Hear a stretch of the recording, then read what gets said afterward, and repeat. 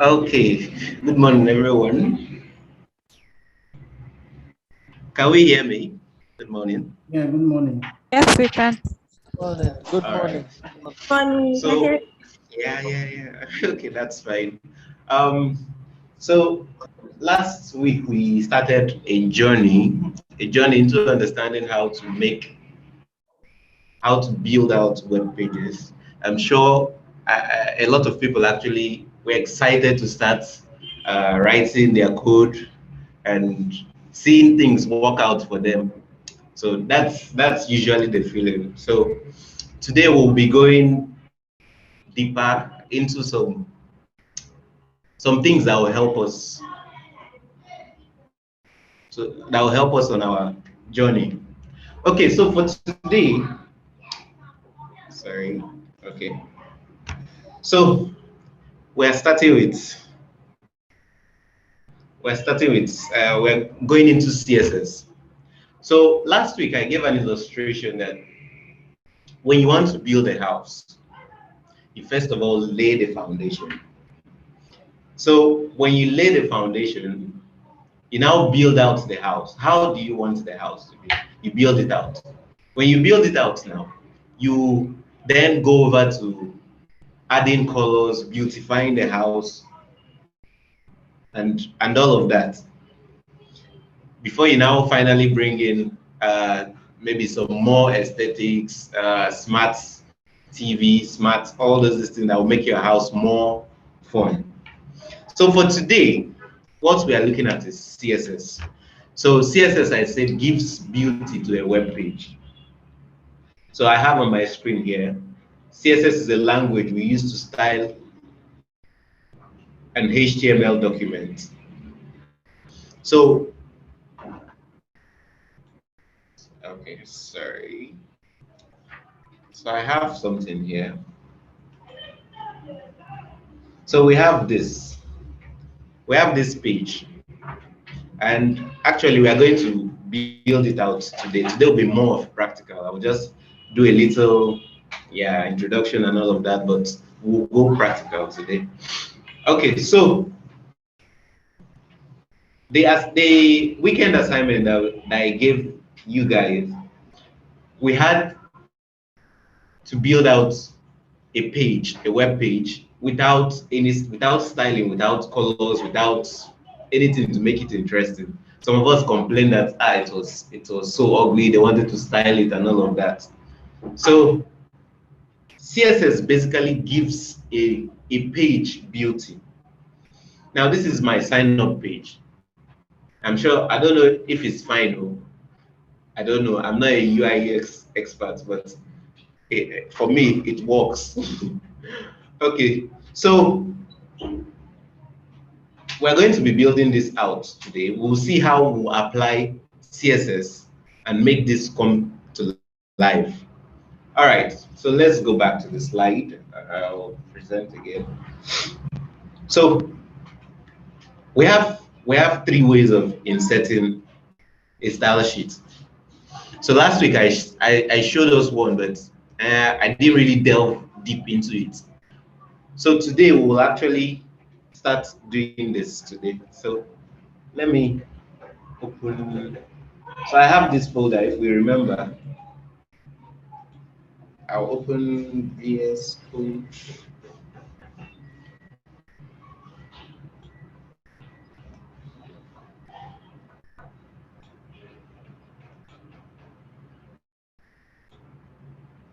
So I've opened VS Code here, and I'm opening our folder from last week.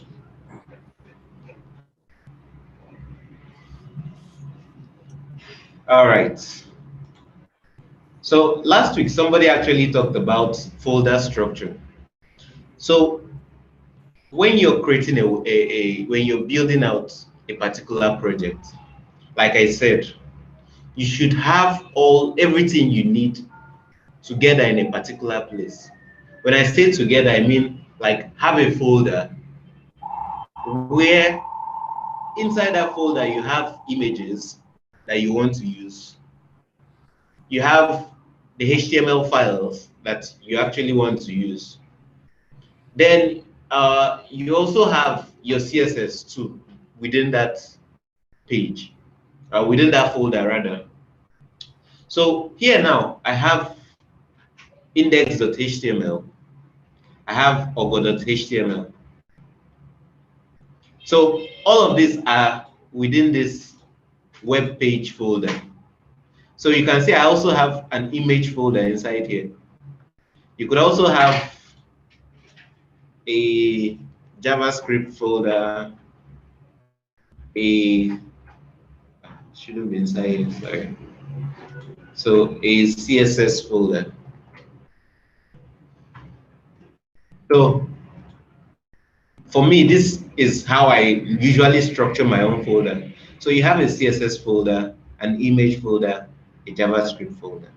So this works for me.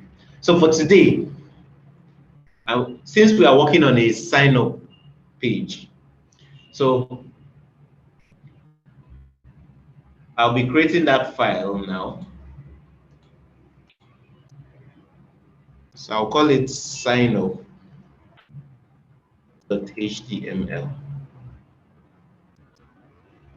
All right, this should not be inside here. This should be outside here. Okay. So this is my sign up.html. So there's nothing inside it. So I start the usual HTML. So remember I said we are using HTML5. So you hit enter, and then I have this. So since we are dealing with a sign up page, I give it a title of sign up. And then we have the body, which I said is the container for everything that displays on the screen. The head holds the title, the meta, and all of that. So let's just start out something. So let's look at this.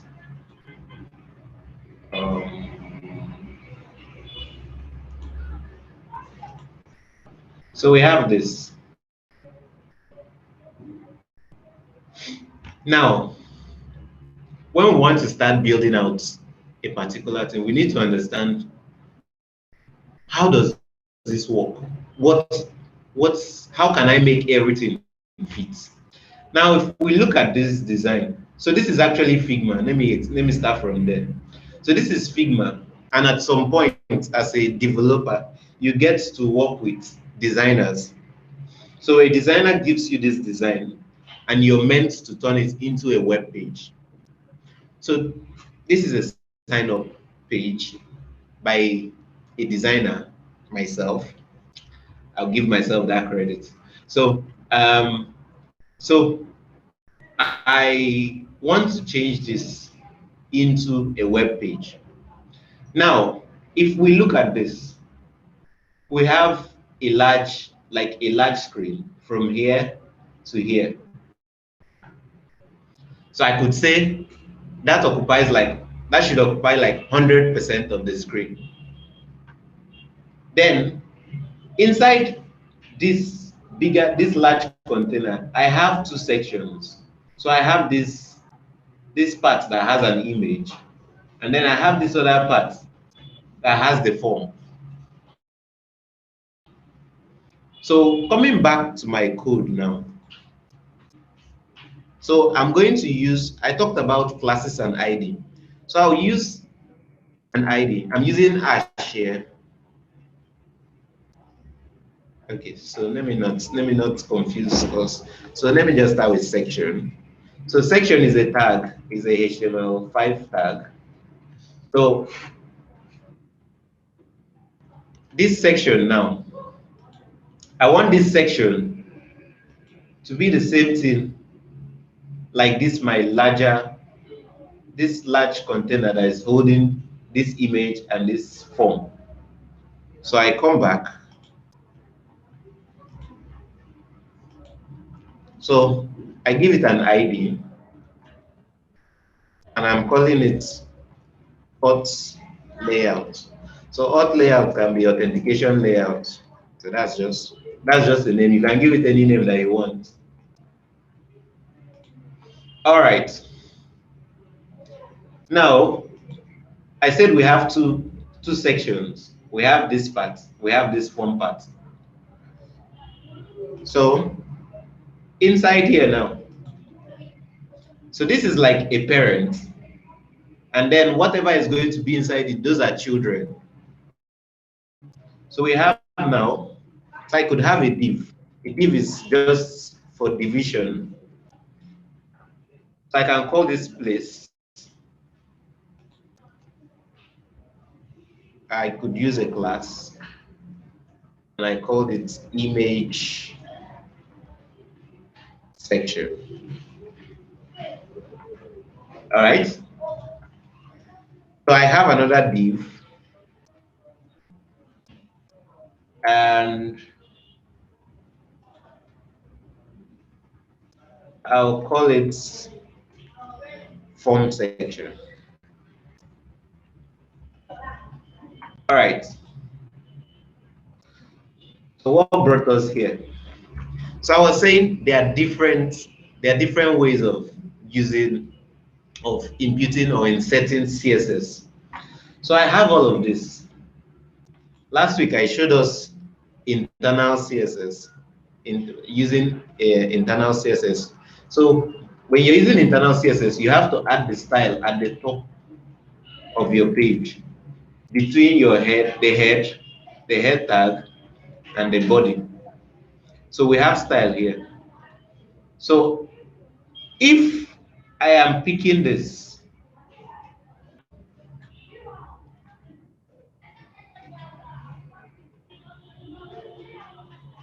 if I am picking this, so I said when we are using classes, you use a dot. So when you're using classes, use a dot. When you're using IDs, use an hash. So I'm picking the image section, and it is a class from here. So this is a name. So a class basically, like last week we talked about attributes. So a class is an attribute. And attributes usually come with name. They are usually name value pairs. So this class is a name, and then this is the value. So here now I am selecting this image section.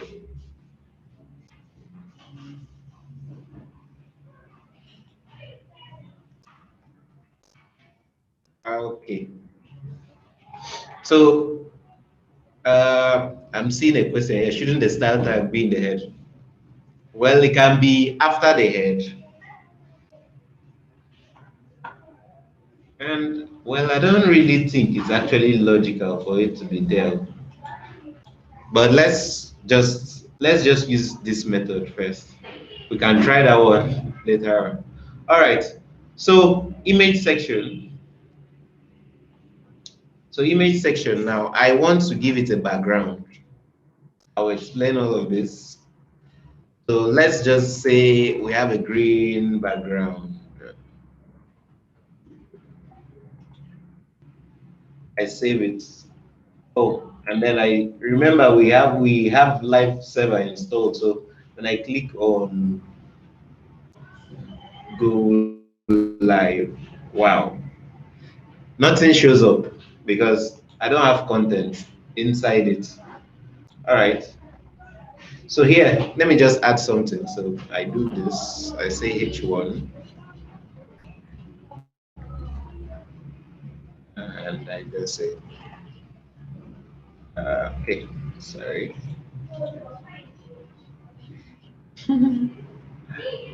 Yeah, I know that. Okay. So so we have this now. So this is for our image section. So this part now, I gave image section this column. That's why we have this color now. So coming back to our code now,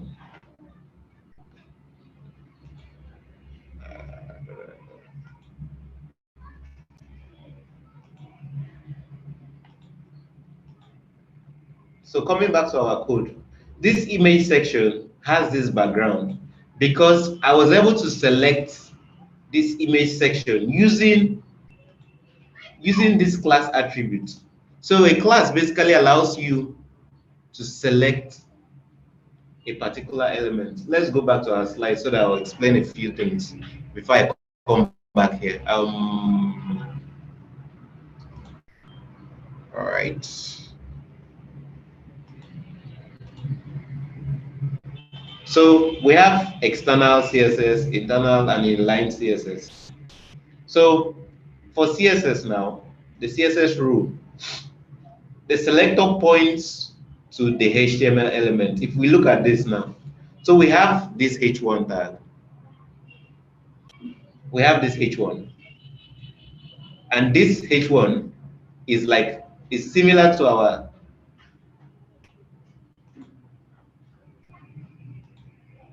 similar to this. So this is a selector for us. So this is a selector, and then we gave it a background. So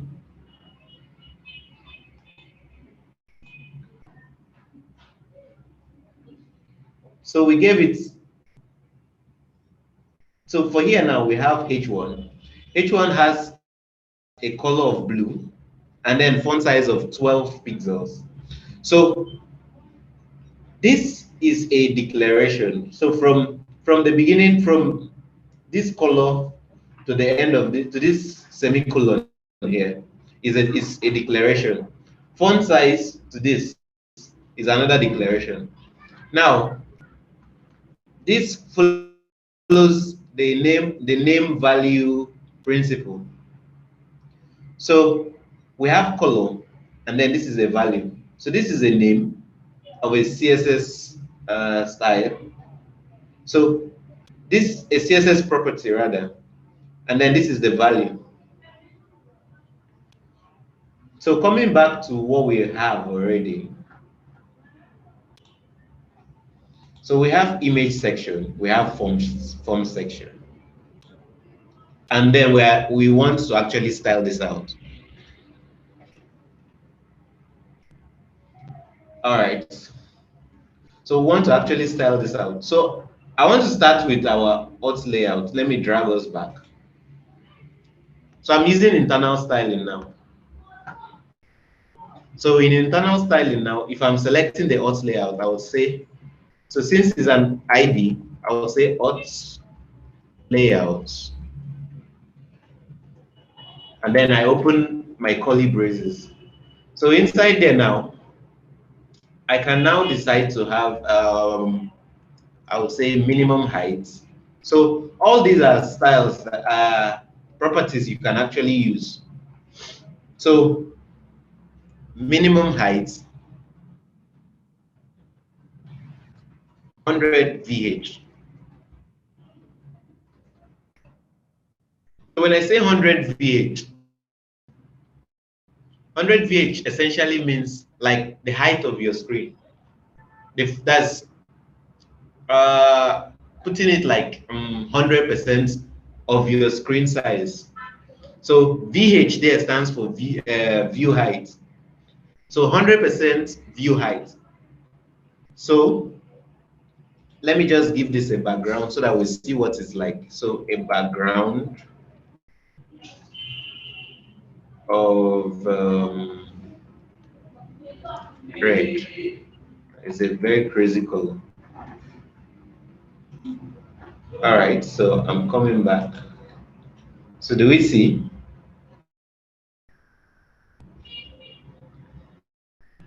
So this is 100% of my screen. When I say 100%, it just fills that entire page. So coming back to this, so I gave it a background. Now, if you notice something, here now, we have all these spaces. We have a white space here around this red background. We have a white space, which it's not really nice for us to have it. It's not necessary for us to have it. It will just make our page not to look nice. So for us to remove that, so we have a universal selector. So I use an asterisk, and what I essentially do here, I'll say margin. I'm removing margin. I'm removing padding. Oh, sorry, I'm using capital. So padding.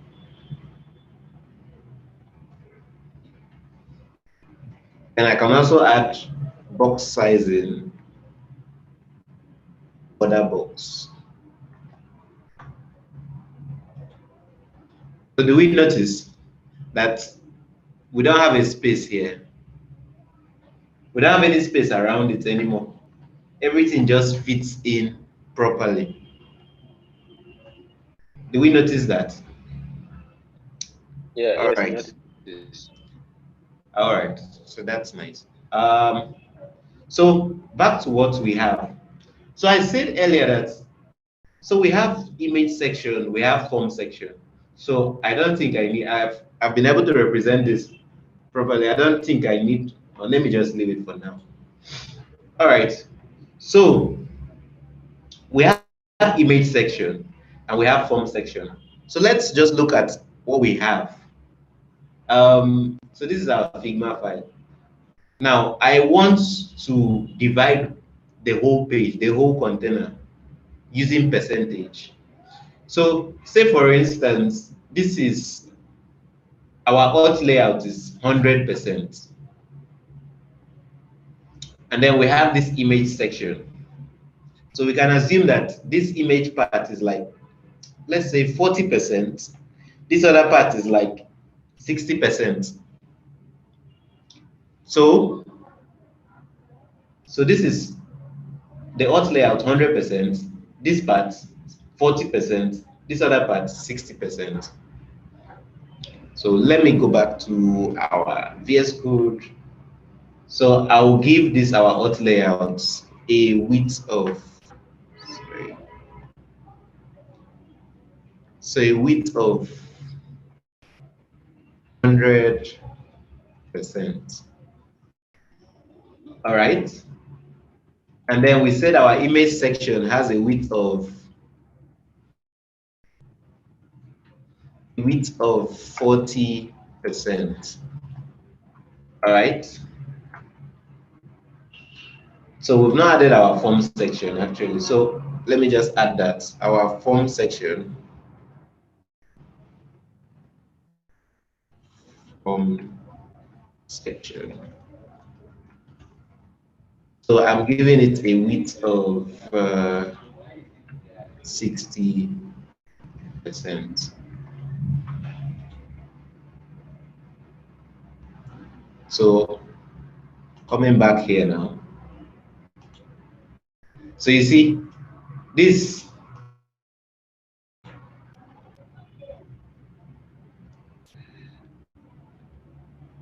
Okay. So if we see now, this our image section has taken a width of it has taken a width of 40%. Yes, sir. All right. Then we cannot determine. Let me just give that side a background so that we'll be able to see what is happening. So this form section, I'll just use a background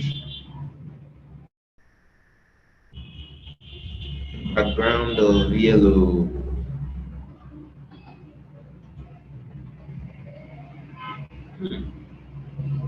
So what happened? Something happened.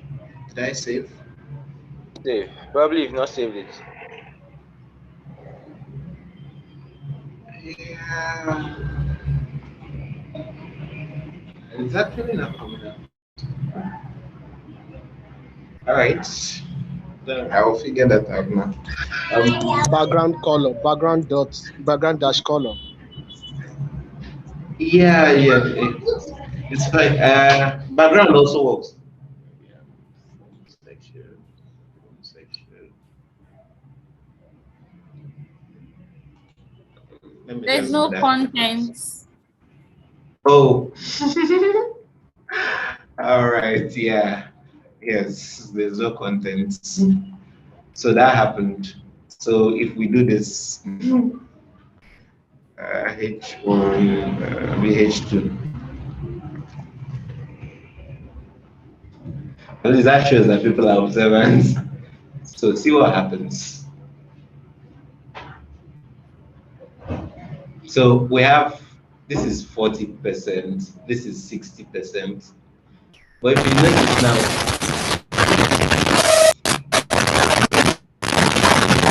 ouch. All right. So let's try what Fortune said earlier. So I'm putting this here. So let's just check something out. So putting the style tag inside the head, it still works. Putting it outside, it also works too. All right. So we have an issue, Sha. We have a small issue. So we have this section, and it's like the height of the screen. Same thing for this other part too, the height of the screen. And if you see, they are side by side. So let's go back to our code. I hope we are following. Yes. Following, sir. Yes. Yes. I Yes. hope I'm not too fast. No. No. No, no, no. No, All no. right. All right. All right. So yes. So for here now, I want to give this a height of 100 VH. I think I also want to do same for this other part. All right. So We are there. All right.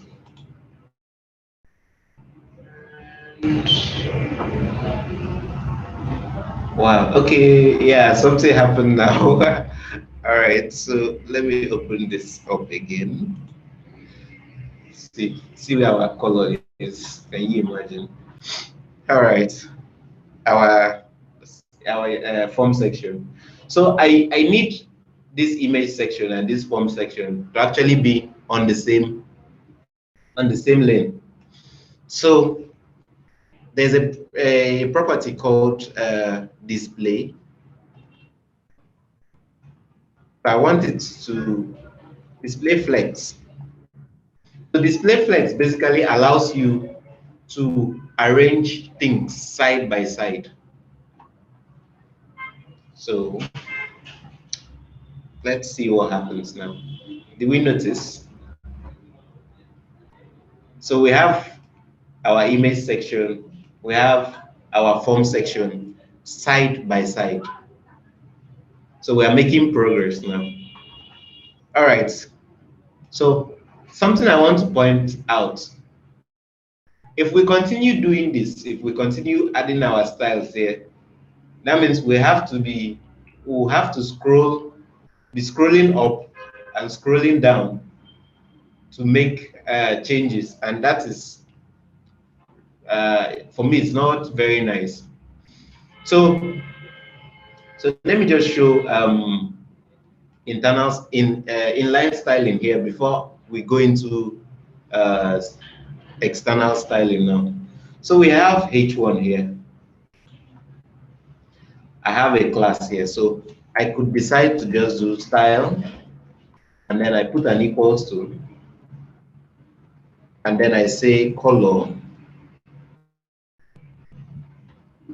and I say white.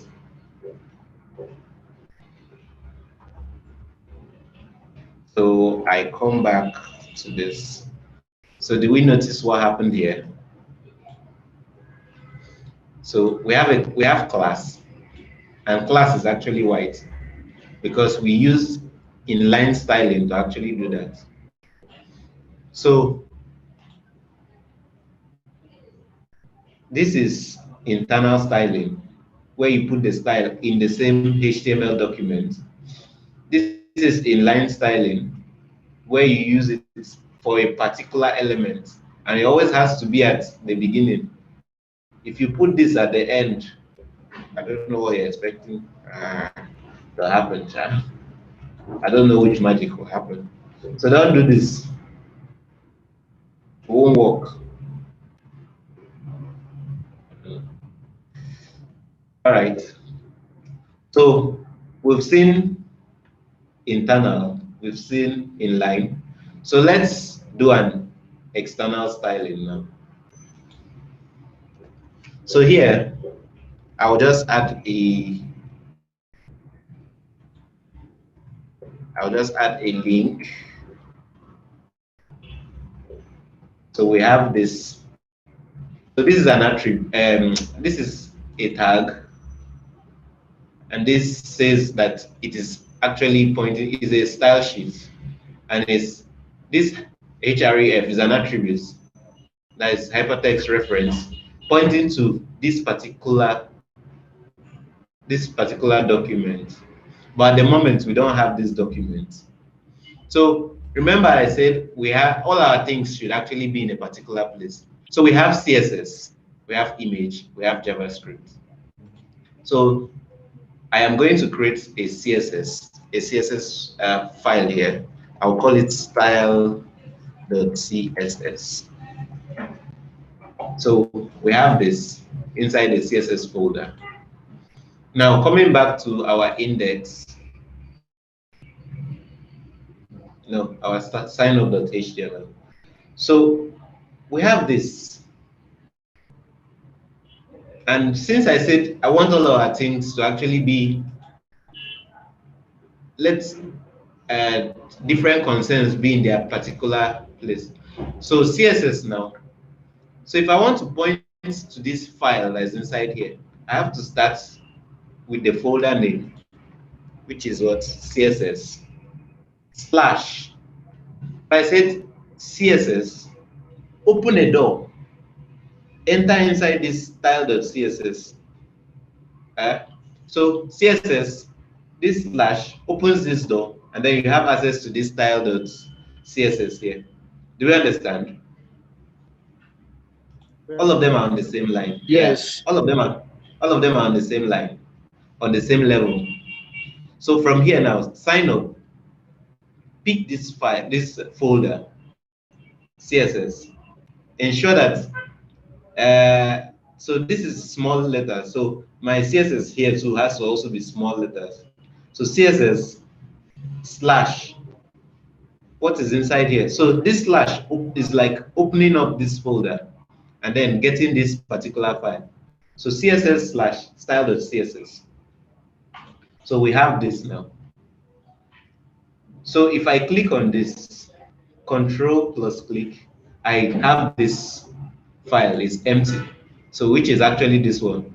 So I want to move everything that we've been doing inside here. I'm going to cut this out.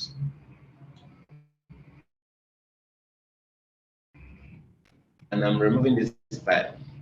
When you're using external styling, you actually do not need those style tags. So I'm pasting here.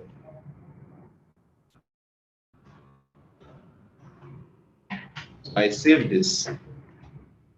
I come back to our page, and everything still works as is. So I'm pausing here now. Does anybody have any question so far? Not at all, sir. Yes, I have a question. All right. I have a question too. Okay, let's just signify with your hand so that just raise your hand so that we'll be able to take it one after the other. Okay, so wisdom shoot. All right, thank you very much. The question I have is, first of all, the slides you're using to teach us, would they be available after the live class? All right, I'll make that available. Yeah. All right, thank you very much. All right. So, Olani, All right, sir. Please, Sir, I please, I want have a to question, sir. explain. yeah. Olani, you go first, sir. All right, sir. Please, I wanted to explain this section ID, the authentication layout. I don't All understand that right. part. Thank All you. right. Okay. So, Somadin, I'm coming. So, like I said, you need to analyze whatever you want to build. So we have this whole container. So let's just look at this like this is a box or a carton, and inside the carton we have this. We have an image inside it. We have another carton, a smaller carton containing an image. Then we have another carton containing the sign up form. So looking at this now, this auth layout is the bigger carton containing this small carton, this first one. So uh, yeah, so having this small carton and then this other smaller carton. So this section ID just contains everything that we need for this particular design that we're implementing. Okay. I don't know if Okay, sir. that, yeah. Yeah, very All well, right. sir. Thank you, sir. All right. So Somadina, you had a question. Yes, sir. Yes, sir. I had it. I have it. Thank you so much, Yeah. sir. Um, Mhm. my question is on that link code line, the style.css, is it a placeholder? Can I change it to something else .css? And that style.css there before you added the CSS slash. Is it a placeholder? Because Yeah. okay, it can be changed to something else. Yes, it can. Yes, it can Oh, actually be changed to something else. Yeah. okay, all right. So It mustn't depending always on be where your style. yeah, it mustn't be styled as CSS. It's just All that right. it's a convention that people have actually bought into. Okay. Yes, yes, yes. Yeah. That is a placeholder there. Yes, it's a placeholder. Yeah. Thank you. Thank you. All right. So I'll continue now. All right. So we need to be fast if we actually want to achieve this. All right. So we have this. So like I said, we have the image section and the form section staying side by side now. And then I've exported everything that I had in my style.css. For me, this is way cleaner than the other method, having the style inside the same file, the same file and all of that. So this is way cleaner for me. All right. So coming back to our sign up here.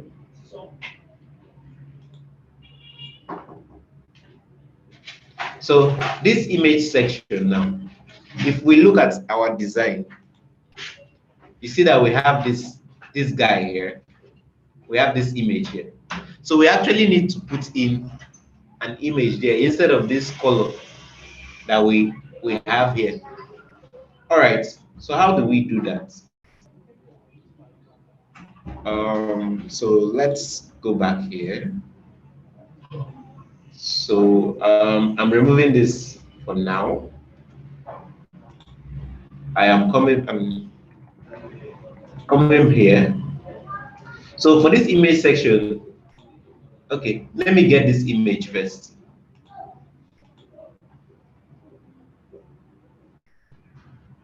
Uh, so if you're using Figma, you just export, but when that time comes, actually.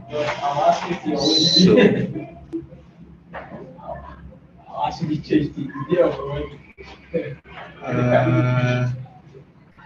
all right, so this is my image. So this is the image. So I'm getting this from Figma. So when you're using Figma, you can actually export what the designer has given to you. So I'm going to download this now. So I need to get this image.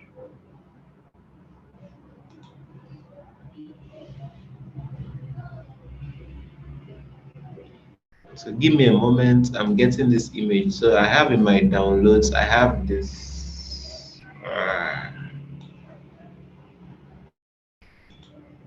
So this is our folder. So I'm getting this image.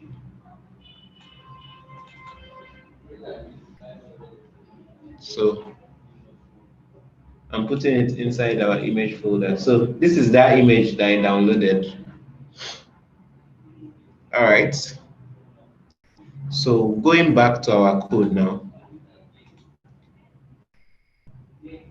So this is the image.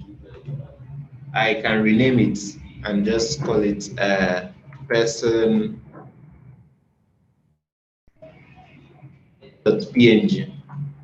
All right.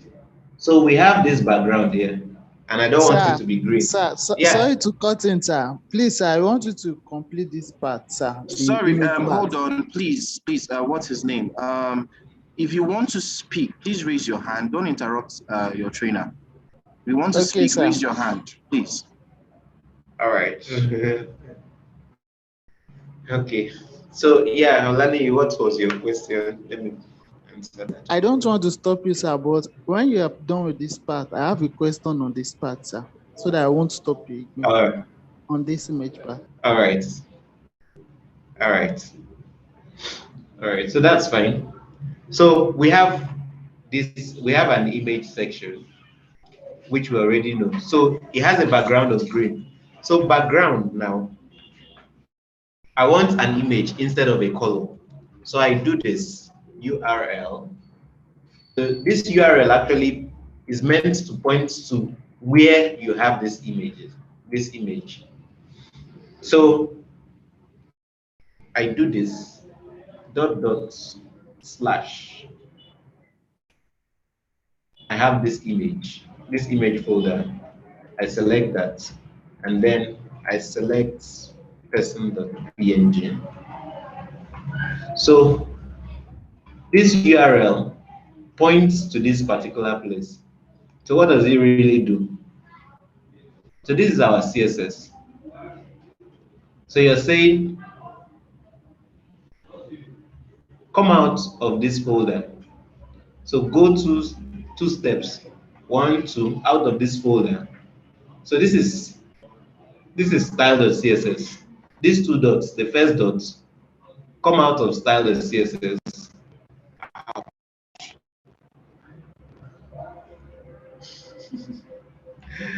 All right.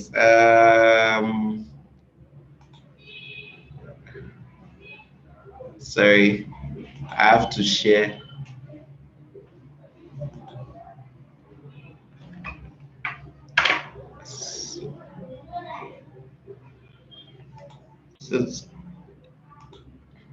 Sorry, give me a moment. So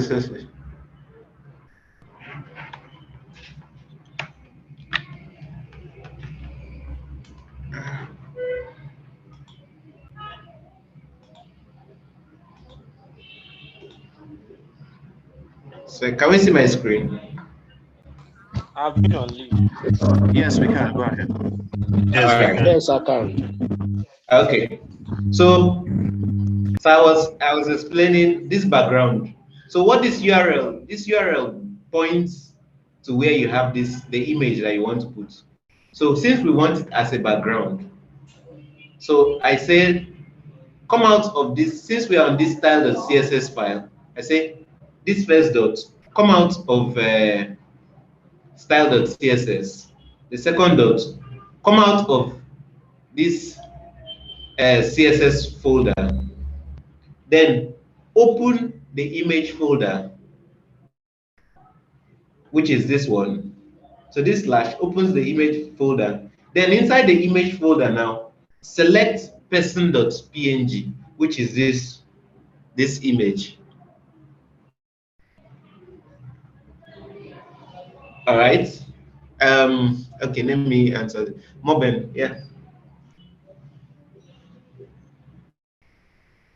Yeah, my question is, can I go on? Good morning. Yeah, yes, morning.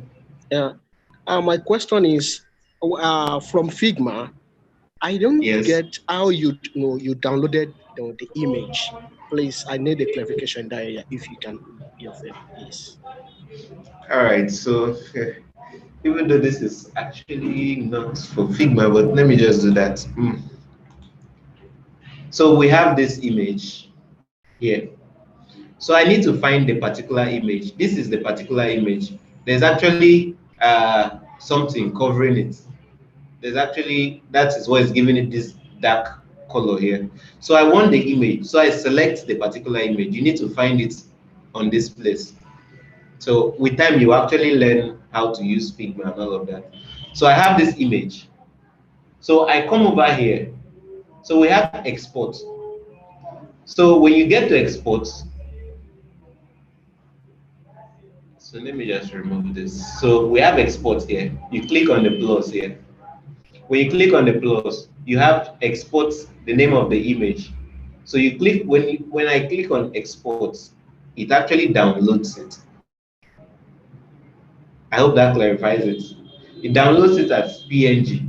You could actually change this to SVG, JPG, any format that you actually need it. Does that answer your question? Yes, I get it. Thank you. All right. Olani. Sir, sorry for disturbing the other time. Yeah, I get your question. I get it. Yes, sir. Sir, please, for this image, most times when I try to upload my image into the web page, I don't get it. But if I have an image on my computer and I upload it onto the code, like I type it onto the code, is it going to come up automatically when I run the code, or I need to send it to the internet, then copy the address onto the text editor before it comes up? So let me answer that your question. So see what happened here. Like I said, the thing is, the problem you might be facing is that maybe you didn't put your files properly. You didn't arrange your folder well. So if you notice, I have a CSS folder, I have an image folder, I have a JavaScript folder. Yes. So inside my image folder, that's where I put my images, any image I want to use. So you need to know how you are finding this particular folder. So for here now, using it as a background. Using it as a background is, the way you find it as a background is different from the way you put it on your normal HTML file. So if I come back to this place, okay, let me come here. So this one now. So this is an image tag having a source, SRC. Now this SRC is actually pointing to this image, IMG here. So it says, find this image folder, which is within this larger web page folder. So everything has to be in a larger folder. So find this image folder. When you find the image folder, open the image folder. When you open the image folder, find this file, which is this. So that's how you actually get it when you're using it on the HTML document. Now, when you're using it as a background, you need to use URL. When you're using URL now because of how my folder is structured, I said the first dot. So I am on style.css file. So the first dot it says come out of style.css. When you come out of style.css, you're now on this CSS level. Come out of this CSS level. This is the second dot. That's why we have two dots. So come out of this folder, takes two dots. Then find this image folder, which is this. And then this slash now, like I explained earlier, open the image folder. Inside this image folder now, find this person.png. That's how you can actually, you get this image. I hope that answers your question. Very well, sir. Very well, sir. Thank you, sir. So you can actually try that. So let me take this last question before I continue. We need to actually kick off fast. Yes? Good morning, sir. Yeah, good morning, Gotson. Yeah, I just I want you to clarify something. Yeah. Looking at all this now, I was just wondering, why don't we just design what you want to design on Figma? Why go through all this stress of typing all these codes? I just want to understand its relevance. Okay. So if I'm getting your question properly, you're saying if you just design it on Figma,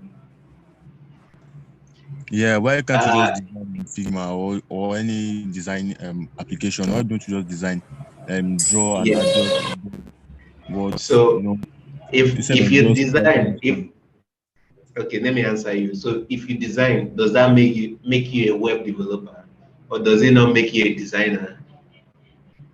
Uh, So yeah. a web developer's work is to take a design and actually change it to a web page, which is what we're actually doing.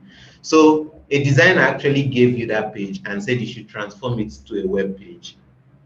So that's where you actually come in. You get?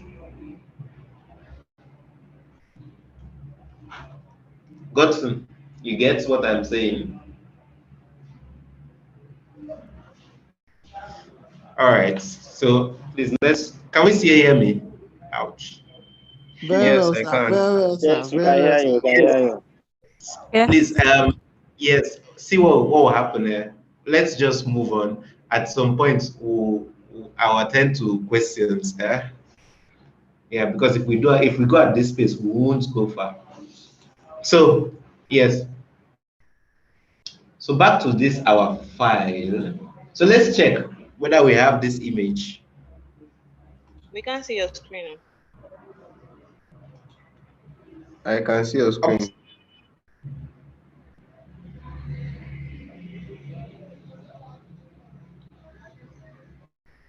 So can we all see my screen?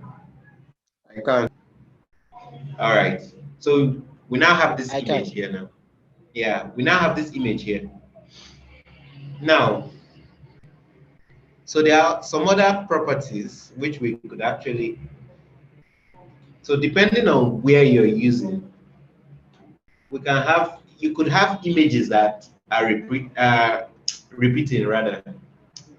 So you could have repeating images, and for you to actually stop that, so we can actually do background repeats, and then you set it to no repeat.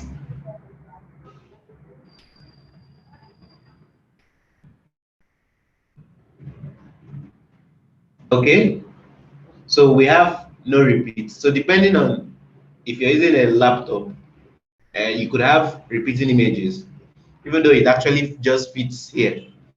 All right.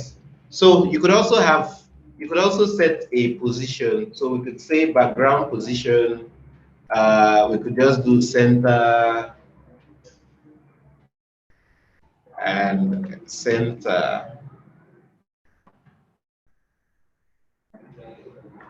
So this is center. This is what it looks like. So we can also have center top.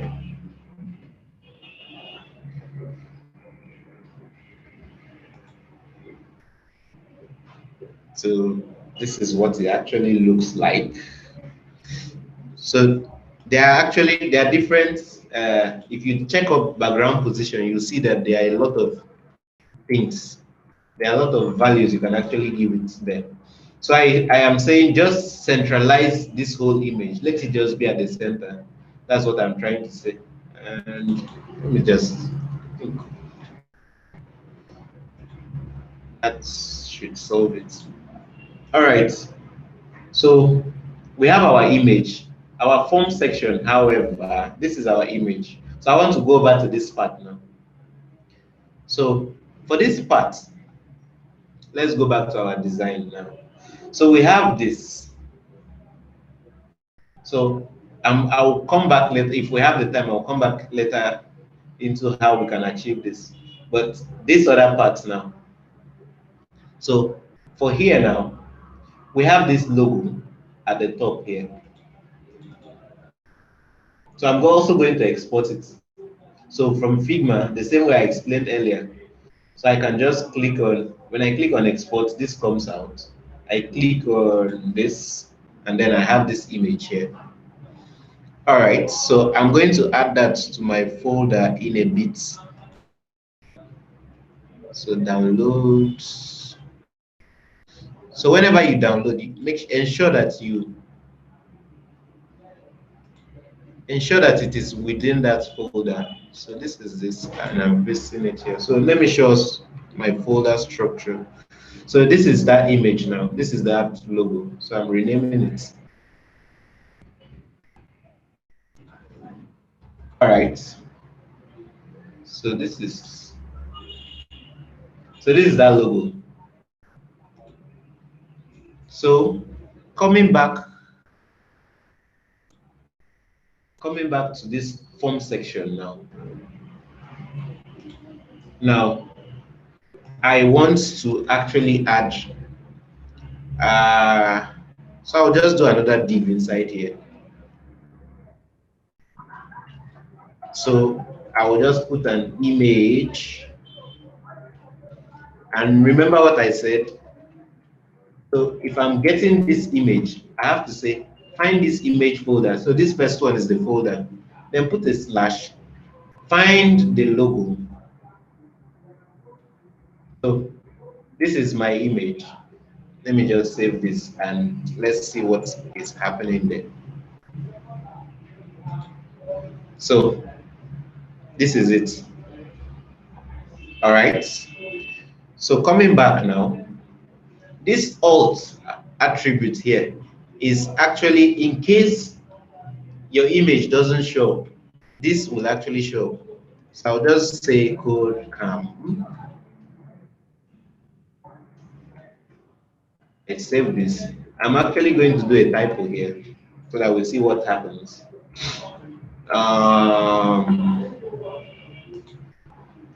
So you see what happens.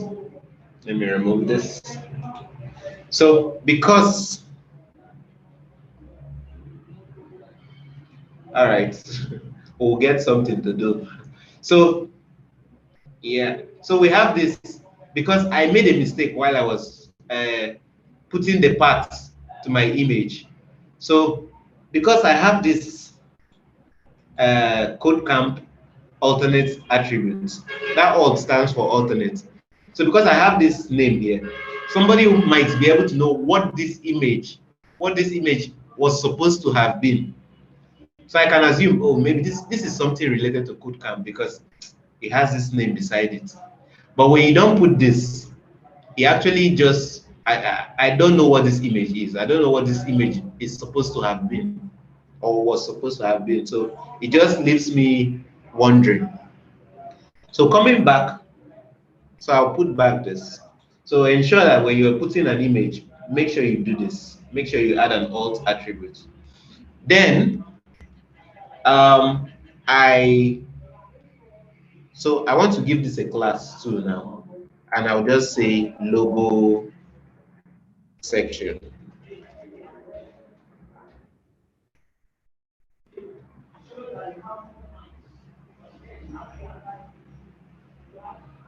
All right, so I have logo section here. So coming back here, so I'm adding this. So because it's a class, I'm using a dot, and I'm saying logo section. So logo section now. Now, let's look at this now so that we'll understand something. So see where our image is. See where, this is where the image is. But at the moment, this is where it is. So once we need to push this image from here that it is to this point. How do we do that? So I still use our display property. So display flex. So when I say display flex now, there's another property justify content, and I want it to be at the end, flex end.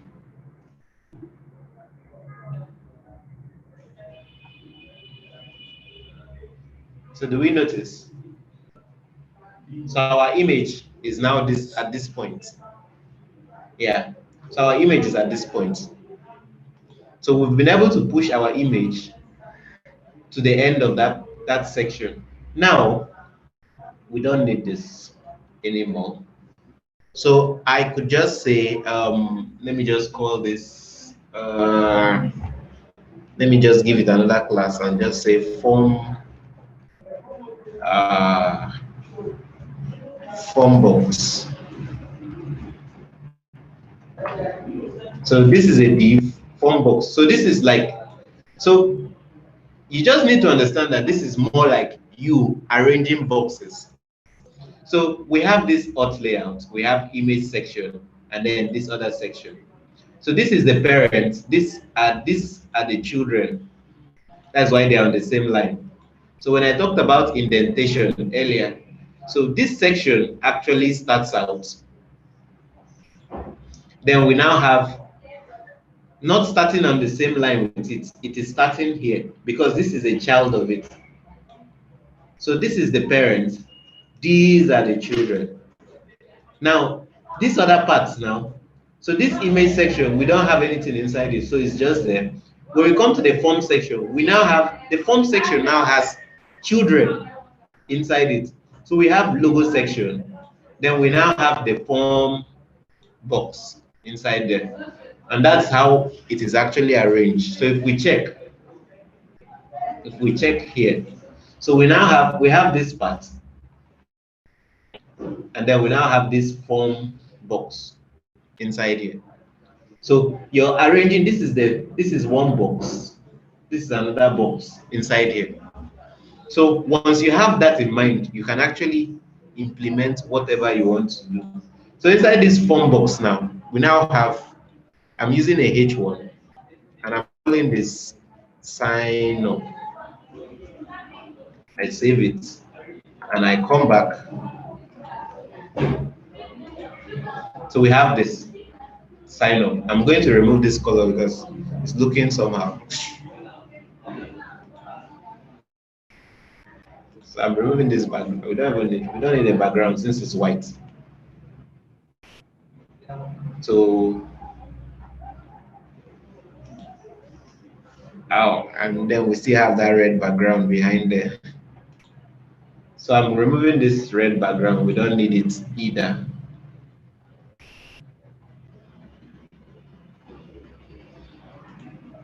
All right, so this is what we have. Now, so there's something I actually needed to explain to us. So when we come here, now this CSS box model will help you on the long, in the long run or on the long run, whichever is correct. So, so when you have a particular, let's say we have a container. So we have a container, and then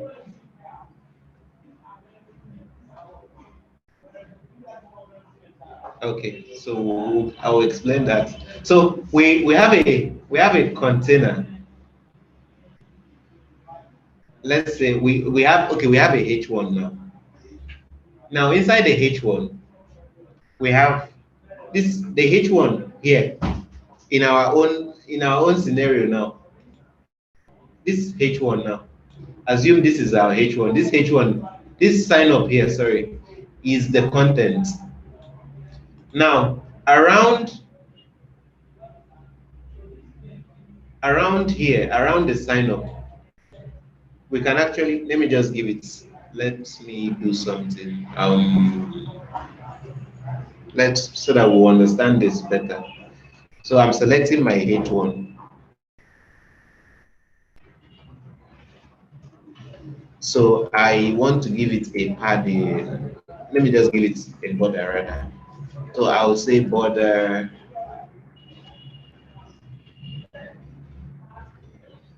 1 pixel solid solid blue. Oops. All right. So this is my H1. So if you notice now, I gave it a border so that we'll understand what CSS, how CSS Box Model works. So coming back to our H1 now,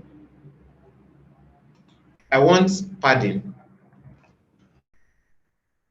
and I'm saying the padding should have 20 pixels. So our screen size is actually measured in pixels.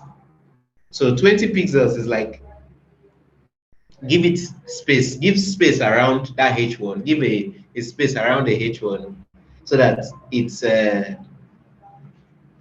so give 20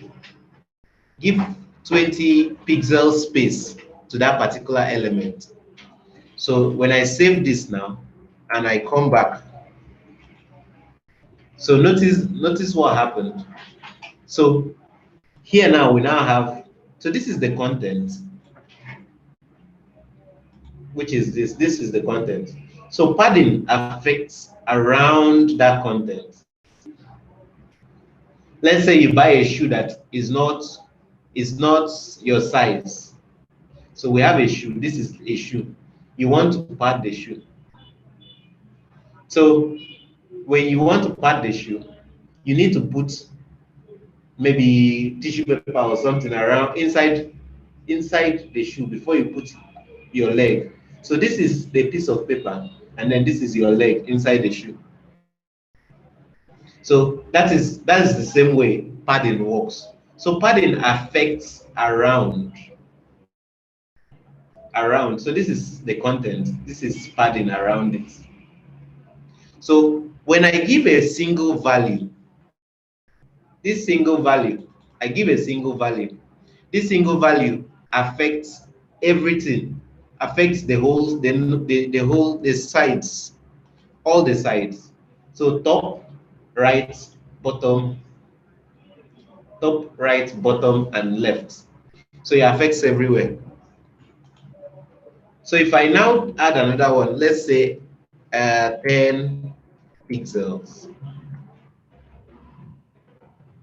If I come back, so if you see, this part has reduced, but this part is still large.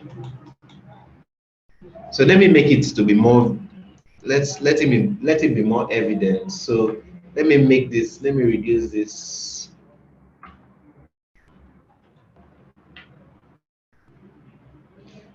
Let me reduce this to 4 pixels so that we'll actually see what is happening.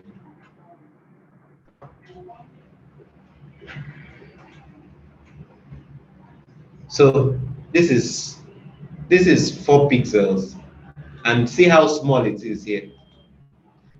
Whereas this 10 pixels is actually, yeah, is actually larger. So for you to understand this, this is what happens. So the first value here, where is my cursor? Okay. So the first value here is for the top and the bottom. Top and bottom takes this one. Left and right takes this second value.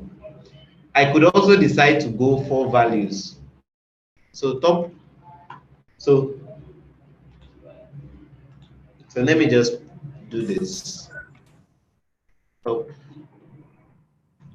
right, bottom,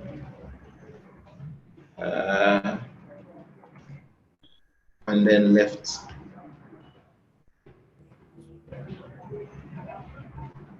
So I've commented this out. So this is a comment when you don't want a particular line of code to affect what you're doing or show up on your screen. You could actually comment it out. So I'm using this to explain what happens in padding and margin, basically. So for padding, this first value, 20 pixels, is for top and bottom. Top and bottom. This other one, is for right and left.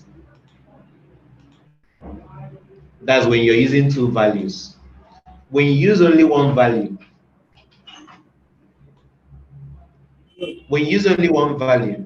it affects all of them. So top, right, bottom, left takes 20 pixels. When you use two values, top and bottom takes 20 pixels. Then right and left takes 4 pixels. Do you understand that? Yes. All right. So if I decide to now add 30 pixels, and then I say 7 pixels. So what this means is that top will take 20 pixels, right will take 4 pixels, bottom will take 30 pixels, left will take 7 pixels. So when you're using for value, this is how it goes. So essentially it's saying, so this is top. You actually go like this. You go clockwise. So top, right, bottom, left. Top, right, bottom, left. So that's what happens here. If we notice this thing. So that's what happens here. So I want, so for margin now, this is what happens in margin. Margin is still the same thing. So if I say 30 pixels,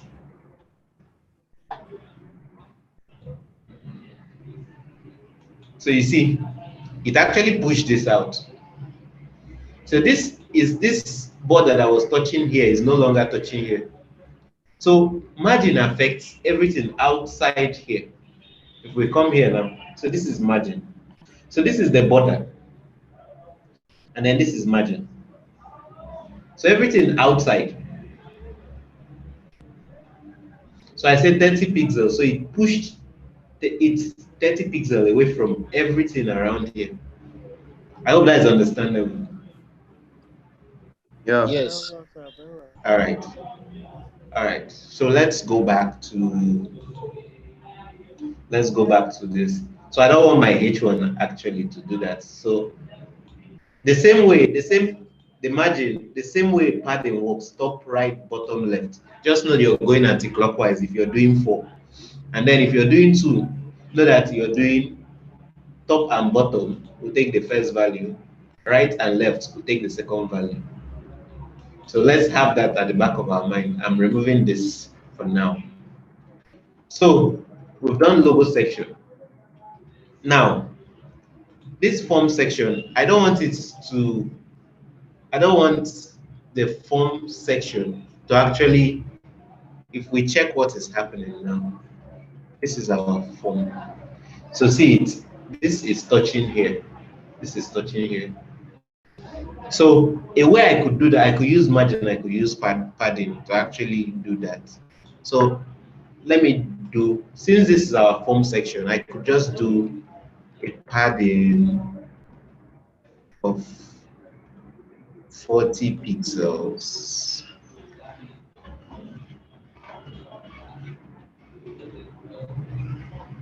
So this is what happened. So padding, this is the form section. So we are now saying push everything here, everything 40 pixels from this place. So 40 pixels is like from here to where this sign up is. So that's 40 pixels. It also did for this bottom part. It also did for this top part. It also did for this other part. All right. So that is padding there. What again do we need? So we need to start creating out our form. So something that I missed while we we're doing the HTML part is this form section. So this form, when we've actually used form before, when you want to register on a platform, you actually fill in your details. When you go to Facebook, you want to create an account, you fill in details. So as a developer, actually, you actually get to work with forms and since you will be accepting inputs from users. So we'll make a form now. We have the design already, so we'll actually work towards that, even though our time is running. So form,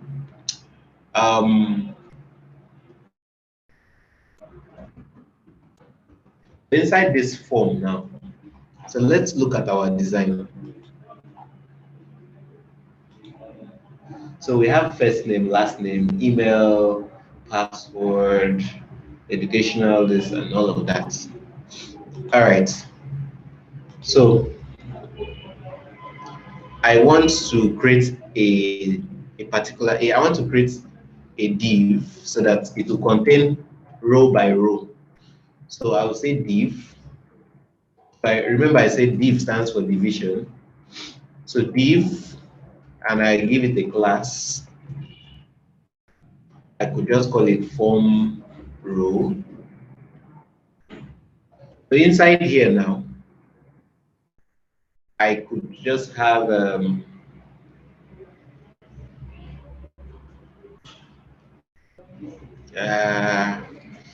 I could just have, sorry,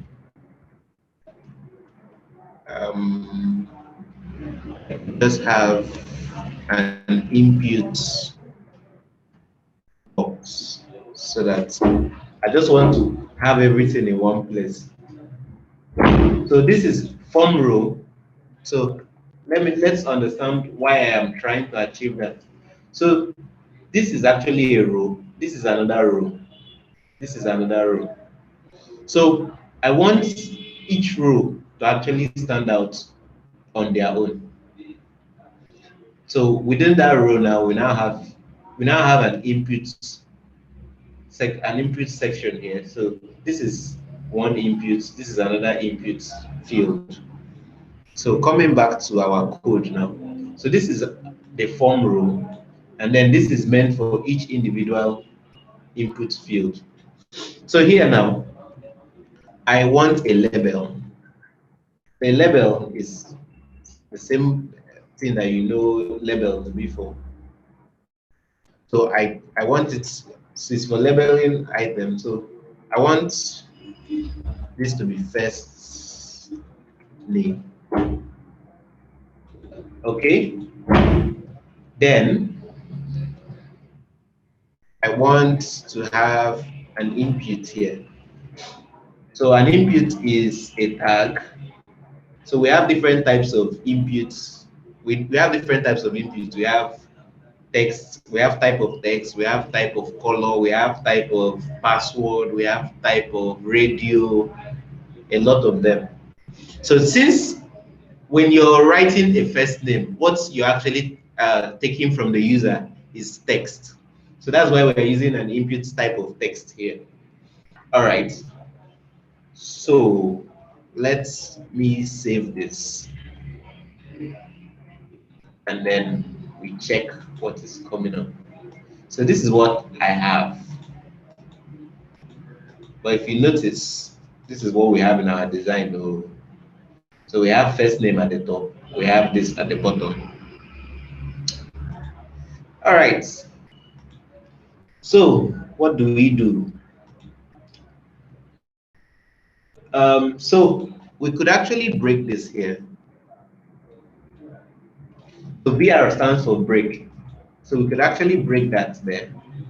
And then when we come back to this page, this is what we see. So first name is here. The input field is here. Hope we understand. Yes. Yes, sir, we are following. All right. So now I could actually duplicate this and put here. So if I save this,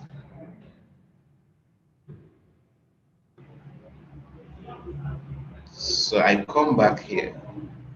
So we have this. So this pushes this out down to a different line. They are not on the same line. So this one is at the top here. This one follows at the bottom, which is not what our design has here. So for us to achieve that, so remember we have this form row. So I want this input box to actually stay on the same line. So I look at my style in my style.css, I don't have form row. So form row is a class. I'm using form row. So I also use the display property. So I want it to display flex. So I said flex allows us to keep things side by side. So when I save this, I go back to what I have.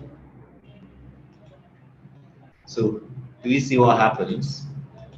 So first name and last name, they're on the same line. But we have all this space here.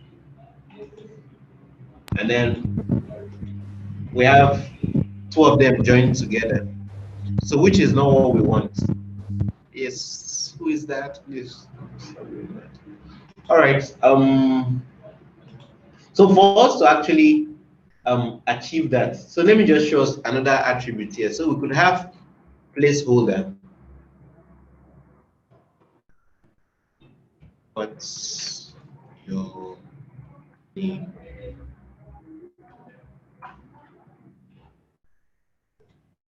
So you see what happens.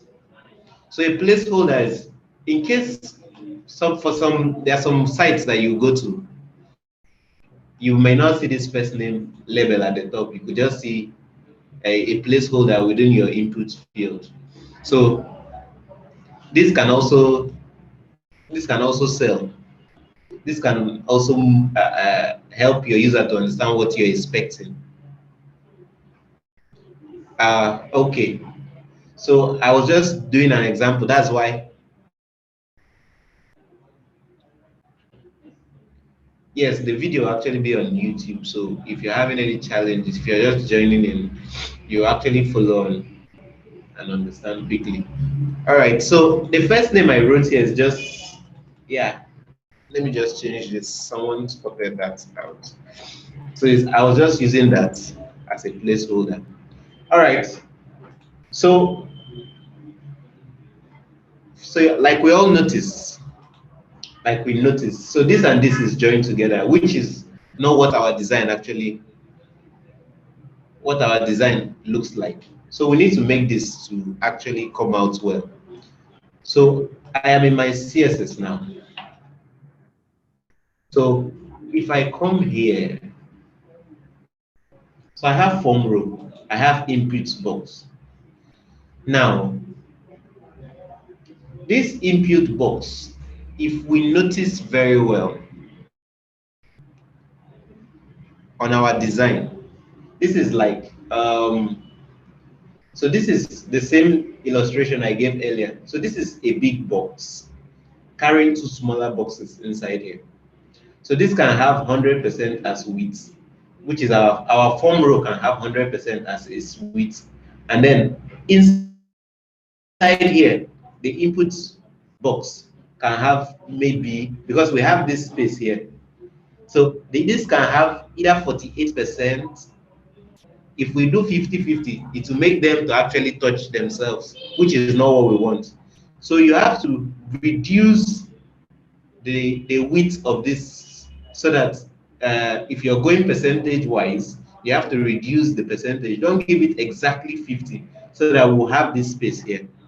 So I'm coming here now. So this is our input box. So I'm coming back here. So I'll do form row dot input box. Now notice that I'm using two things. This form row is this because this is the parent. So this is parent going to the child. This input box is inside this form row.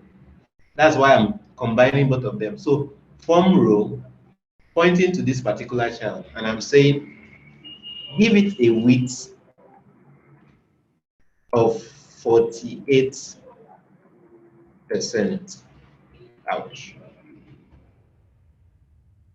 48%. So this is 48%. So if I come back, So you see, there's space here now. So this is like 48%, 48%. But then our input has taken, it has sworn that it will just remain small like that. So we need to increase the size of our input field. All right. So I can pick this again. I'm trying, this gives you more, this makes you more specific. So I can say, so I am pointing to the inputs. So here now, let me scroll up. So this is form row, which is a class. So if we notice, form row is a class, input box is a class. But this one now, this is a tag. That's why I'm picking it with the tag name. So input, and I say width of 100%.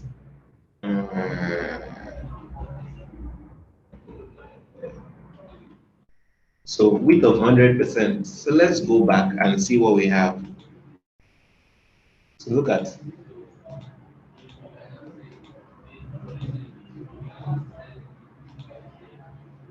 And even when we even gave it space, so yeah, we actually gave it space, but that space isn't working. All right, so we have this display flex. So we want that space to be in between both of them. So we can just say justify content, because that's the content inside it. Justify content space between. We want a space in between both of them. So do we see what happens here now? So we have this space, which is similar to this. All right, but then our inputs here, our input is big, but this one looks small. So we need to give it a height. So let's just use a height. Let's say 40 pixels. So the height of this input. So see how big it is now. So the height of this input is 40 pixels. But notice now, this our cursor. Our cursor here is very close to this, and we don't want that. So I can decide to also give it a padding of 10 pixels, but I don't want the top to have that 10 pixels. So I could want the top to have like 5 pixels. And then left and right should have like 10 pixels. So when I come here now, so notice that this is now here. And then we have this space at the top. Or if I don't want this, if I don't want this first one, I could just say, I could just put a 0 here. Ouch. So no need for pixels, just 0. And then when I come back, so I have this now. All right, so we have this, but there's a problem to using inputs directly like this. You could have an input, you could have something like a radio button. Now, so let me just change something so that we'll understand how this works. So I change this to radio. And I come back. Now look at. So I don't know if we have seen any radio button that is this big. When it says male or female, you see one that is very big like this. So what am I trying to say? We are picking inputs, and a radio button also has input as a start. It's just it's an attribute. So we probably want our input type of text to have a height of 40 pixels. but we don't want our radio button type to have a height of 40 pixels. Because what is happening is that everything that has inputs now is being, the style is being modified by the CSS here. So this is affecting all the input fields here. So for us to not have that kind of problem, we could just say inputs, and then we put a bracket like this. So you're now trying to pick the attributes. So we can say type equals to text. So we're now saying pick the inputs. So under this form row, find input box. Pick the input that has a type of text. So when I save this and we go back to what I have, so you see, this is normal and then this is still large. So that helps you to be more specific with your styling when you're doing your CSS. So it helps you to be more specific. So, but what we don't have a radio button. What we have is we have text. So this is this. So come back. So this is what we have. So we have first name, we have last name. So I need email, I need password, I need educational level and all of that.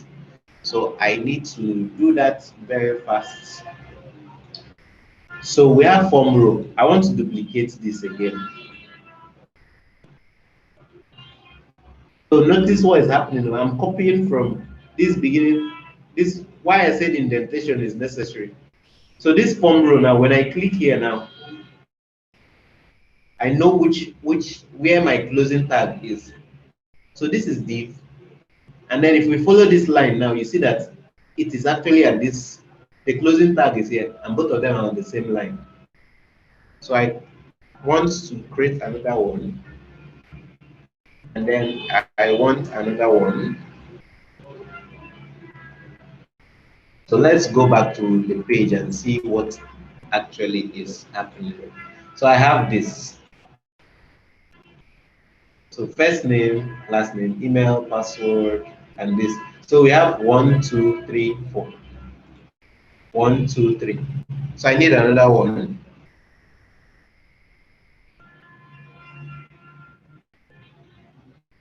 All right.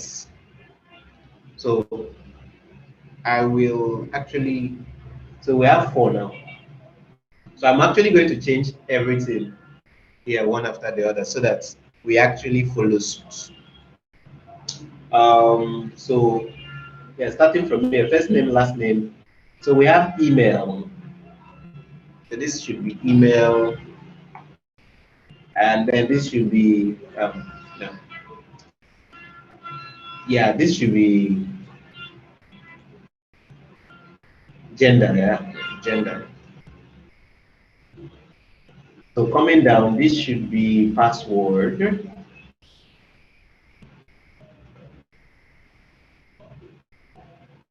And this should be confirm password.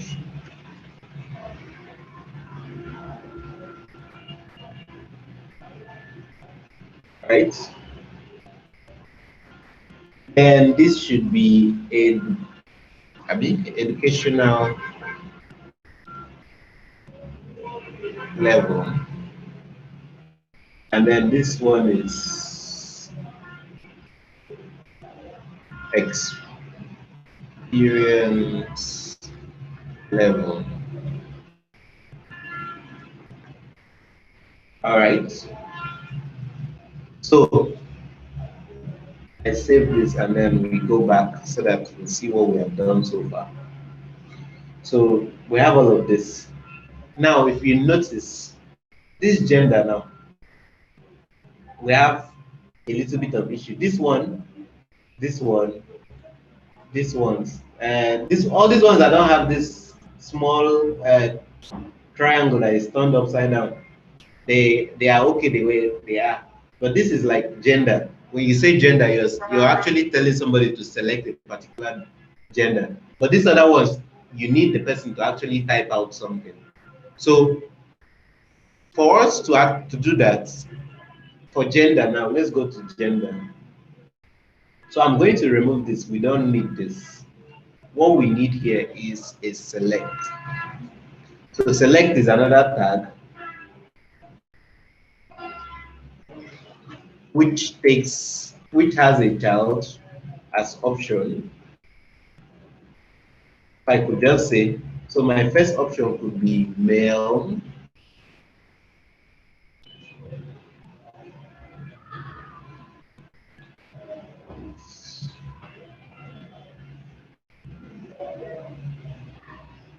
My second option could be female.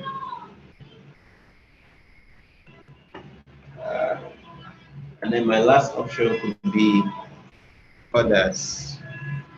I don't know if we have people that fall into that category.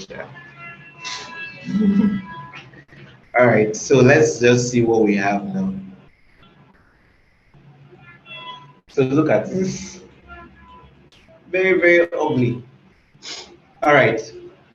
So we need to style this so that it also looks like this other part. So for us to do that, I'll go to my style.css. So we have this. So I can actually decide to just copy this, the whole of this. And then I use a comma to separate it and then put this. And instead of using an input here, I just use a select. All right. So come back here. So you see now. Do we understand? Yes. All right.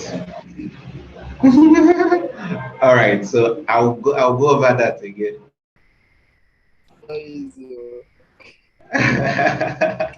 Yes, it's actually, you need to take time. That's why practice is very important. You need to take out time and practice these things. So I said for inputs, we have inputs. Inputs, those are places where, where we need people to actually type out things. You could actually use an input type of text and all of that. But now we need the person to select from options. So we have different options. We need somebody to select from it. So that's why instead of using an input, we use a select tag. So inside a select tag has children. It has option. So option, it has this value attribute. Option has this attribute value, this value attribute rather. So this here now could actually, well, when we go to JavaScript, we'll actually see how this works. But for now, what happens is that,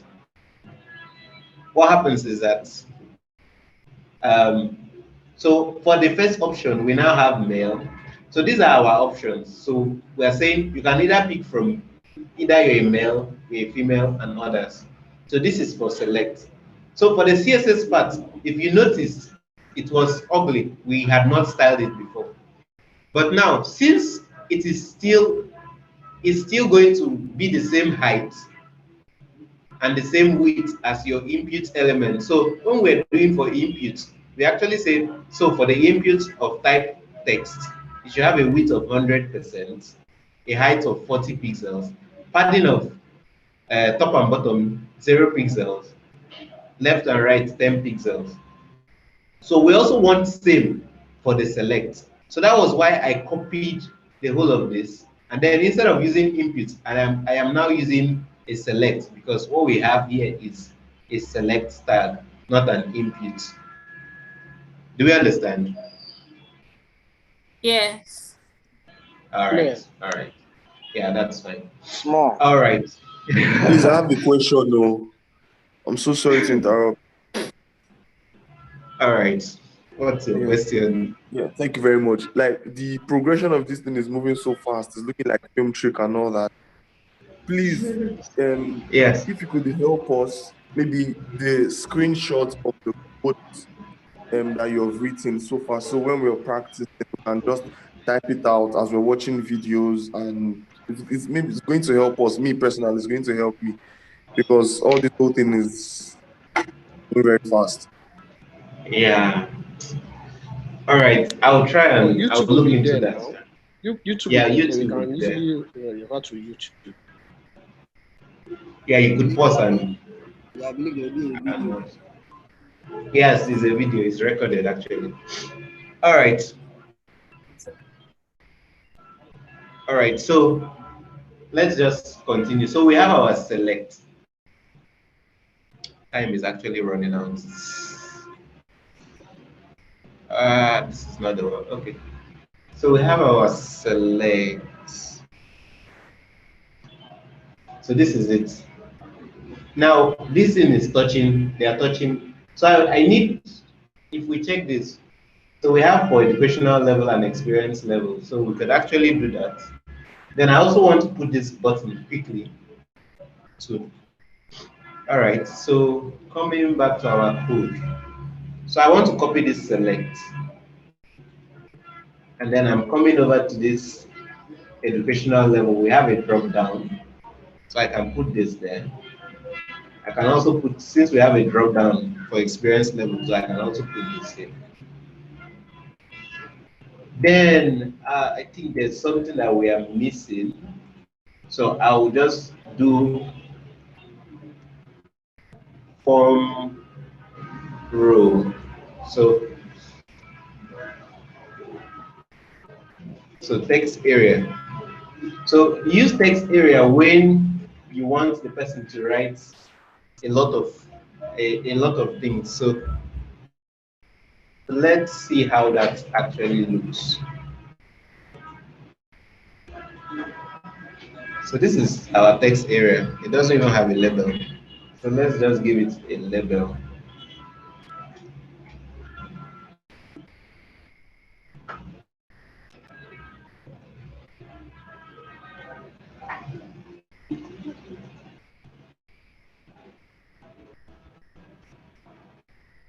All right.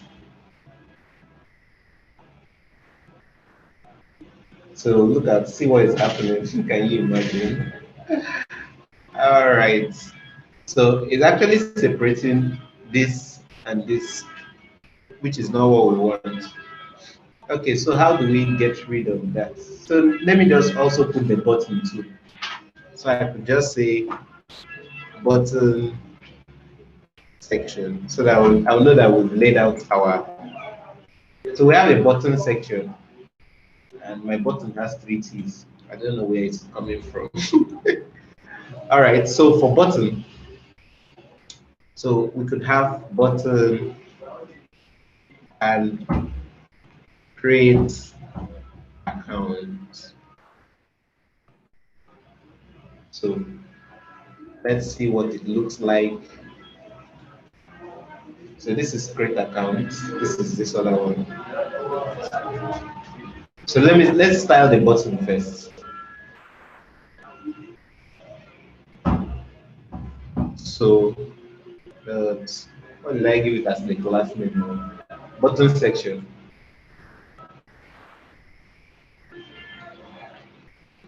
The button section, and I'm picking the button. So I want a background of blue. So I need a padding. I need padding around it. Top and bottom, let's say 8 pixels. Left and right, you can say 40 pixels. So this is what it looks like. Still very ugly. So I can just say border.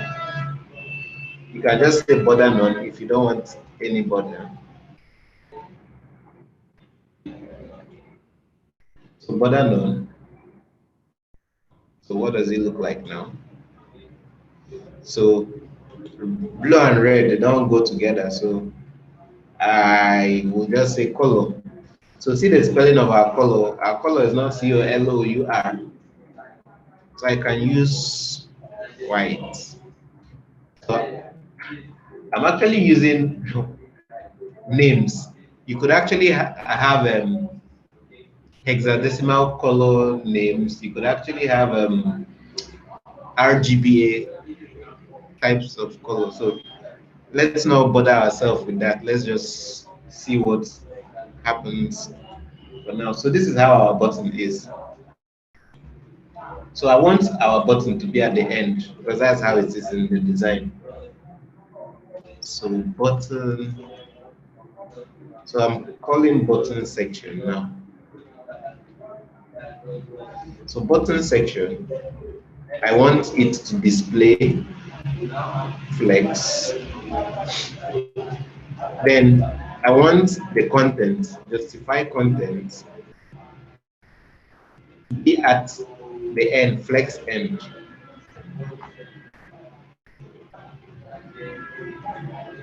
So look at where our button is. So everything that we've actually been doing is touching each other, and we don't want that. So I'm going to give a margin for form row. So I'll say margin bottom. So margin bottom, I want, let's say 25 pixels. So see what happens now. So there's space between each of them now. Now this part is not looking nice. Yeah. So let's fix that. So I need to actually.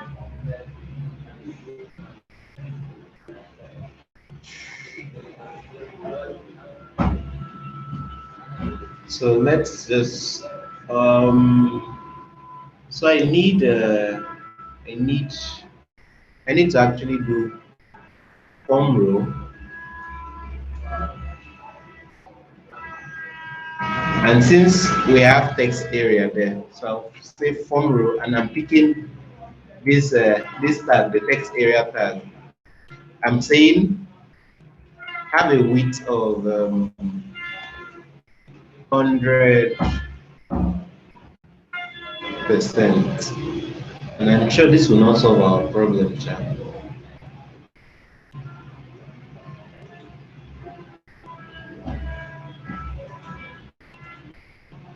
So we have this now, but this is not solving our problem because this should actually be.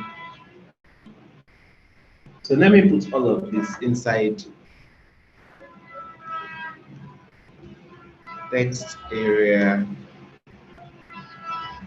section. All right. I'm sure we have a lot of questions, and time is actually fast spent.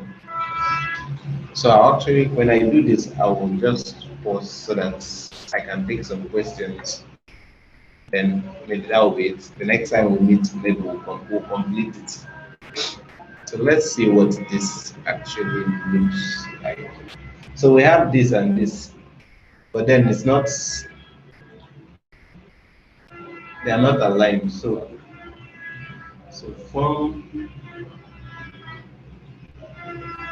row dot text area section.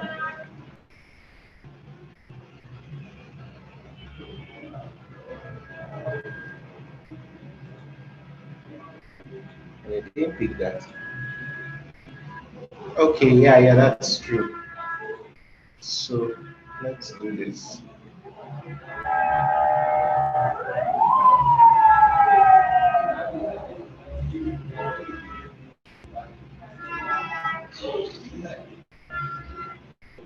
All right.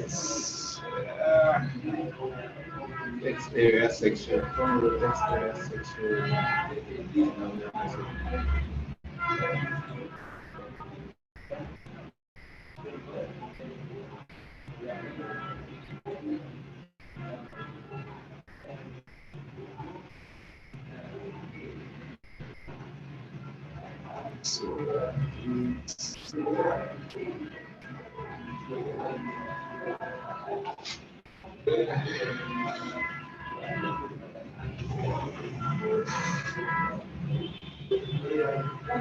All right. So we have this now.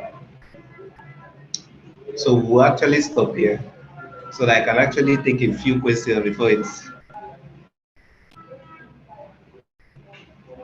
Yes. Well, if you actually need the files, I could actually arrange for you to have that. I could give you a link to the Figma file. Okay, so I'll take questions before our time is completely up. If you have questions. Okay. Yeah. Okay, you can go. Okay, so yeah, let's just move to the question and answer session. So if you have a question, please raise your hand, and then you'll be given the opportunity to ask. So, okay, I can see Victoria, Sophia, Morben. Okay, so let's start with Victoria. Go on with your question. Okay, I want to know, how do you determine the pixels or the percentage? How do you measure it? You know, sometimes you use 100, sometimes you use 50, 30. So how do you measure it? Okay, so let me start with that. So looking at a design that you're given, you could actually estimate. You could actually estimate what you think it actually is. There are people that actually go with taking the particular width and working with that. So, but the way I do it is, I look at, say for instance, this whole design, this whole interface now. So looking at this part, I am saying I know that this form section is actually bigger than this part.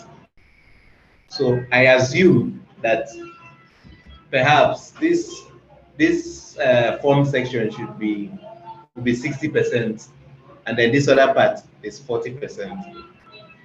So sometimes it's just you just use your eye to like measure what you think should be. Then looking at this, coming to this form row section now. So we have first name, we have last name. Now, if so I just, it's still the same measurement thing. So this is form row. I take this to be 100%. Now, taking it to be 100%, if I'm to put smaller cartons inside it, for those smaller cartons to fit properly. Now, if you look at it, this is like the middle line. This is like, so this is, ideally, this should have been 50%, 50%. So if this is 100%. But now, two people that are exactly the same size, or two cartons that are exactly the same size, cannot enter here. It's either that bag will tear or something will happen.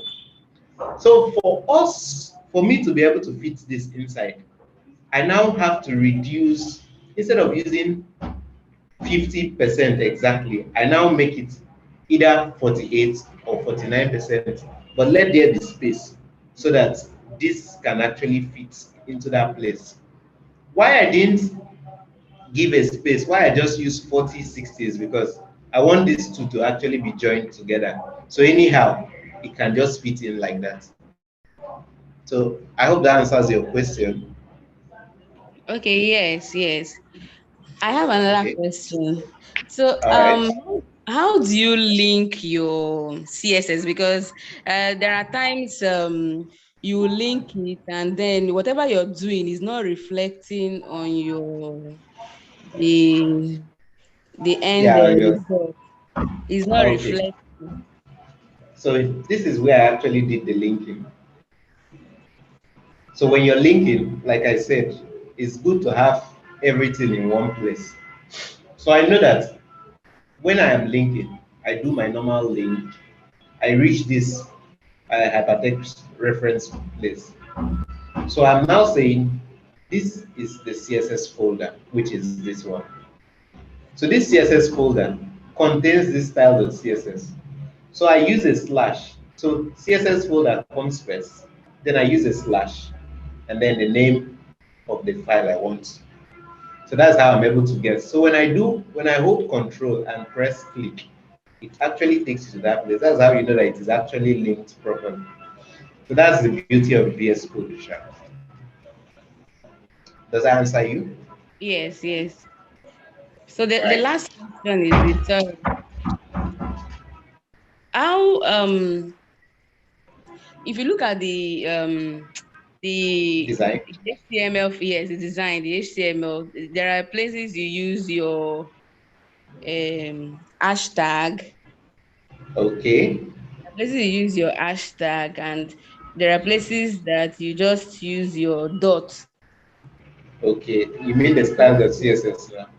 Yes, okay, like this dot from row, then you're seeing as auto layout or something.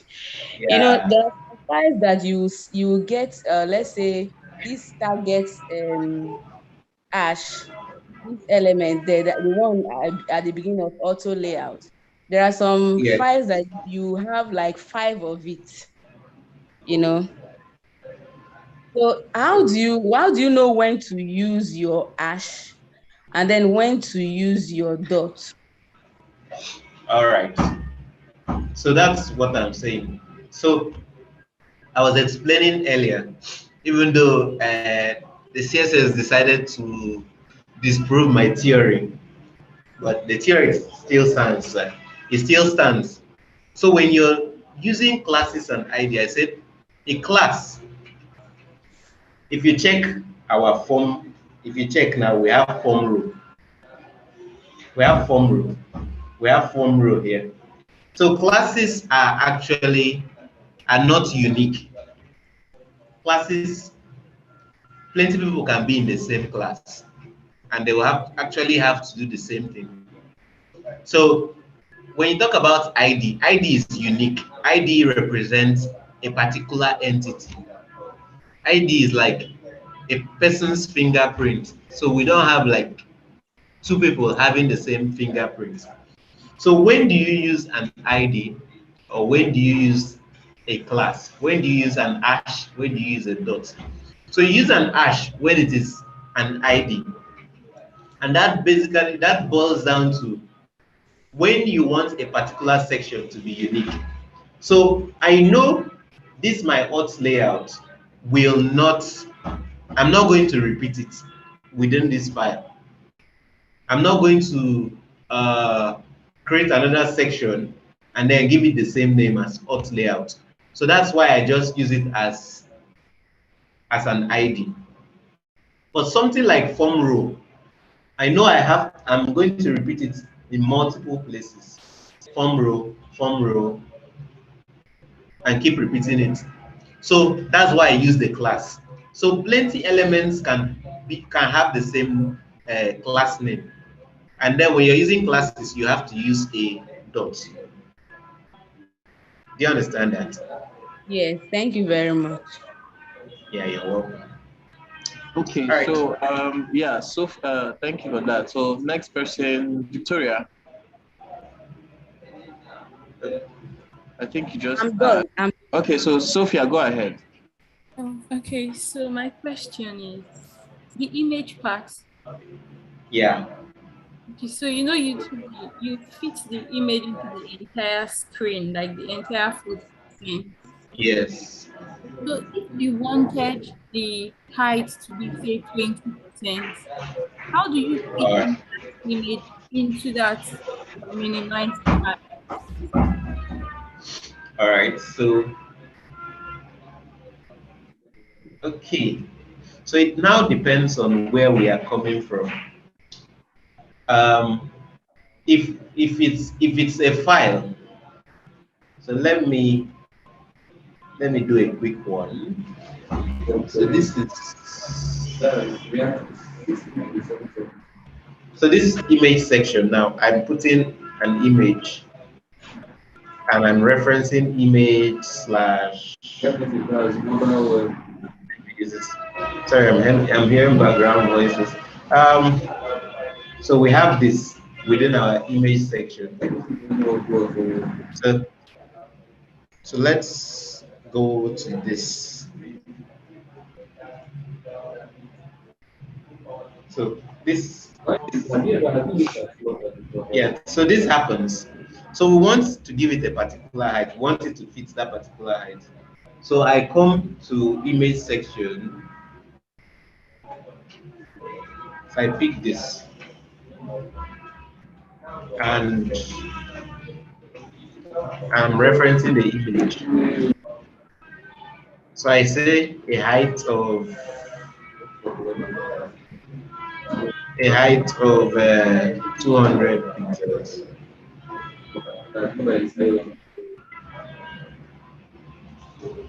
So see what happens.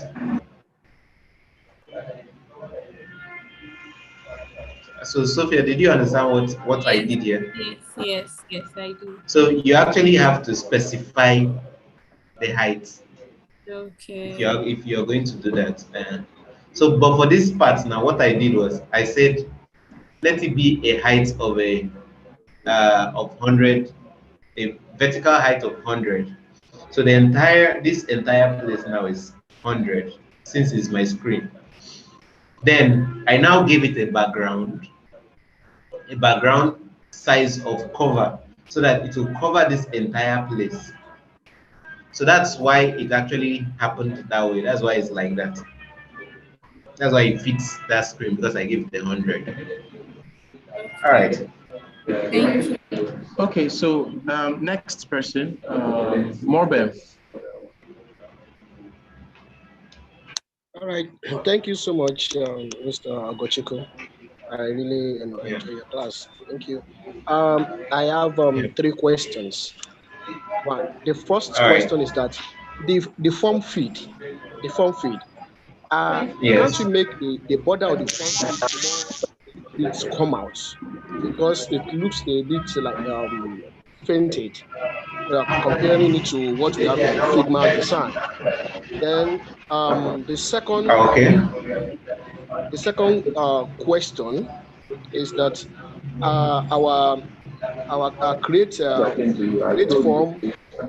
form button.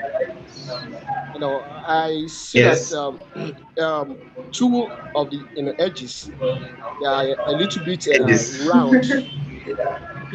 round, but ours is not.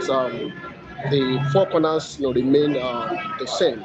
So I think we need to probably because we are just so at this class. Then all right, so that's fine. Then okay. Then my last question is that tell us about you. Is it possible for us to put placeholder tell us about you within the form within the feed as well? So these are my three questions. All right. So first one.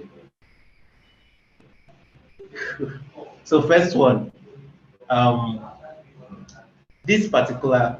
So looking at this now, okay, I've actually fixed the border thing. So when wants to give a border, so remember we selected the inputs, and then we said the ones with type of text. So the border here. So you can actually put a border. When you put the border, you have to give the size. The size of the border. So, like I said, your screen is actually measured in pixels. So I said give it a size of 2 pixels. Let it be solid. So you could actually have dotted. So it was just because of want of time.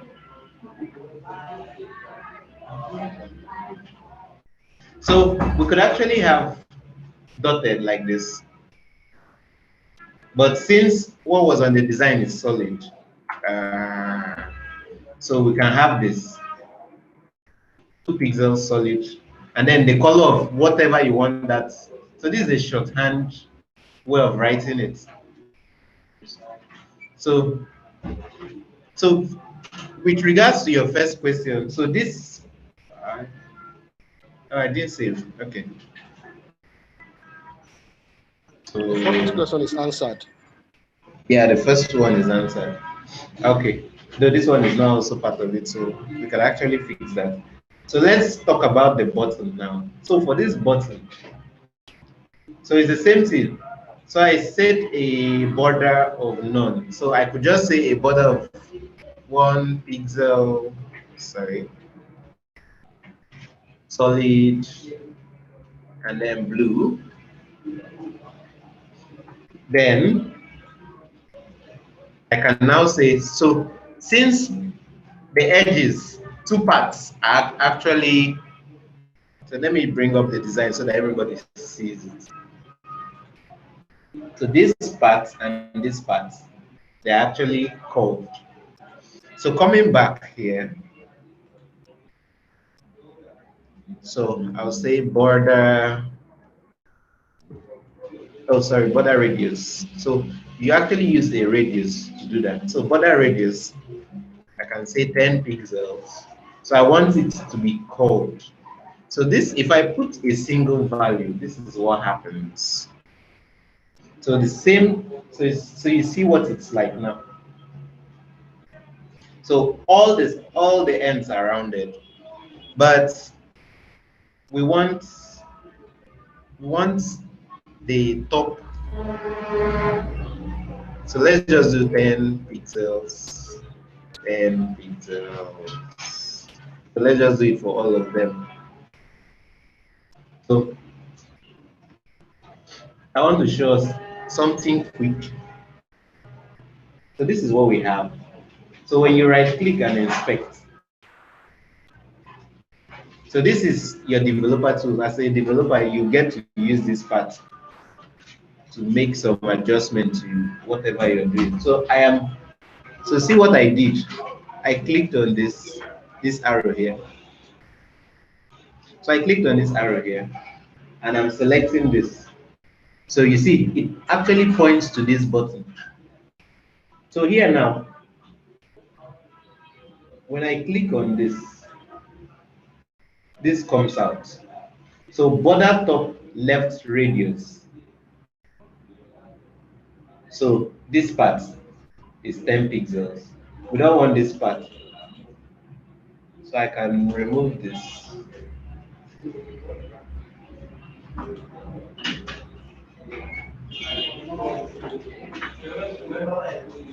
And then let's see what happens if I remove this, which is not what we want to.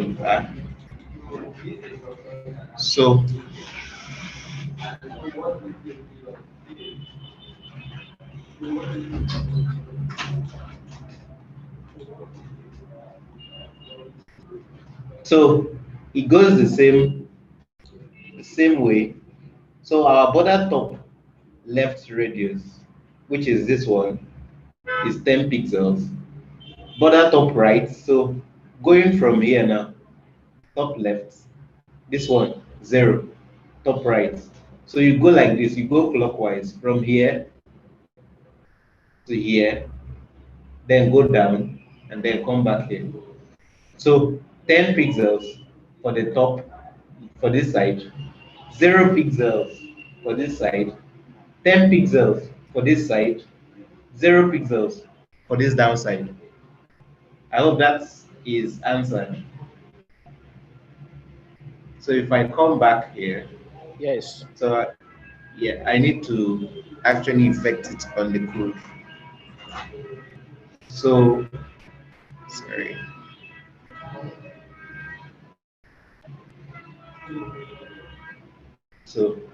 So when you're putting 0, you might not also need to add the pixels.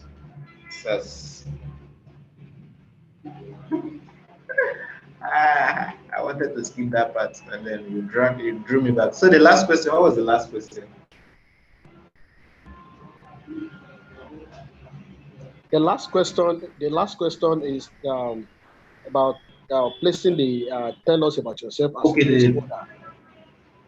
Okay. So here, so it's just for you to come here, add a placeholder, tell us about yourself.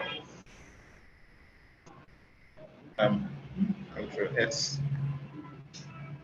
All right. So you see it. So I believe that's answered.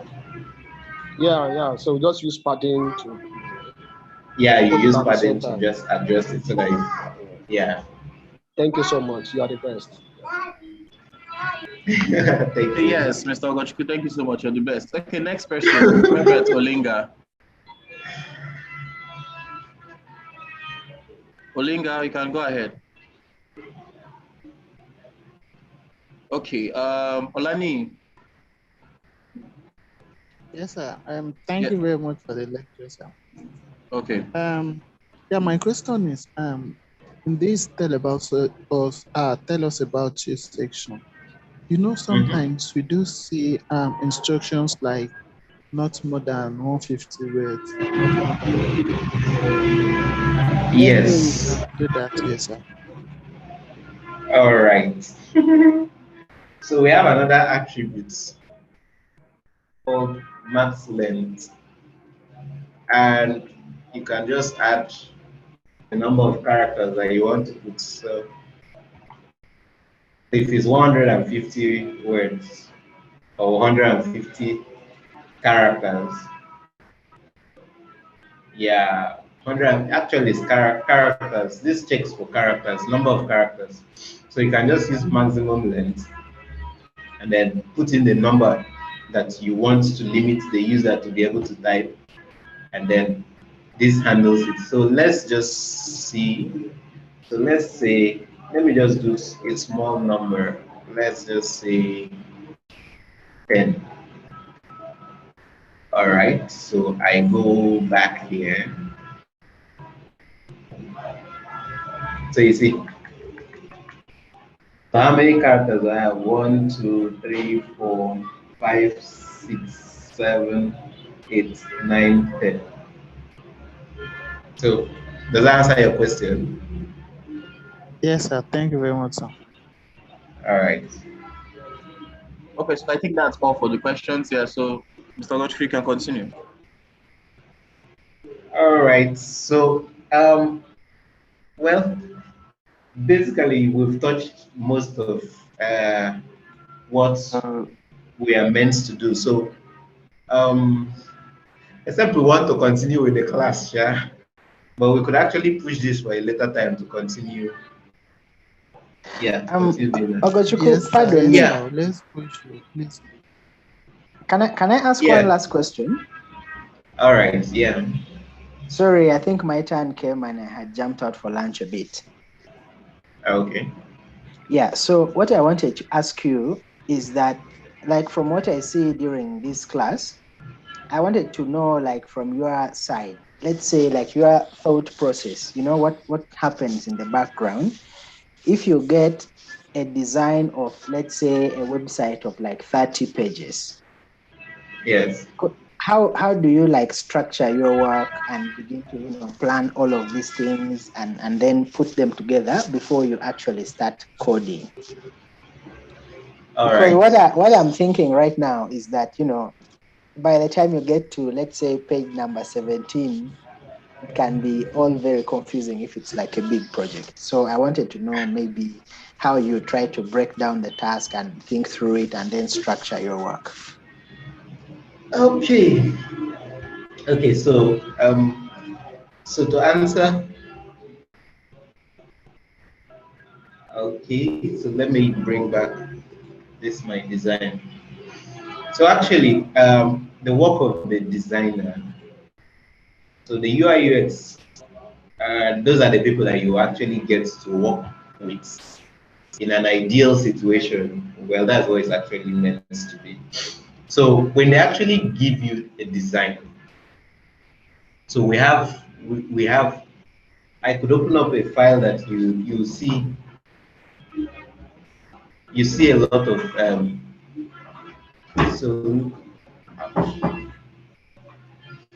so I could open up. Sorry, 1 minute, please.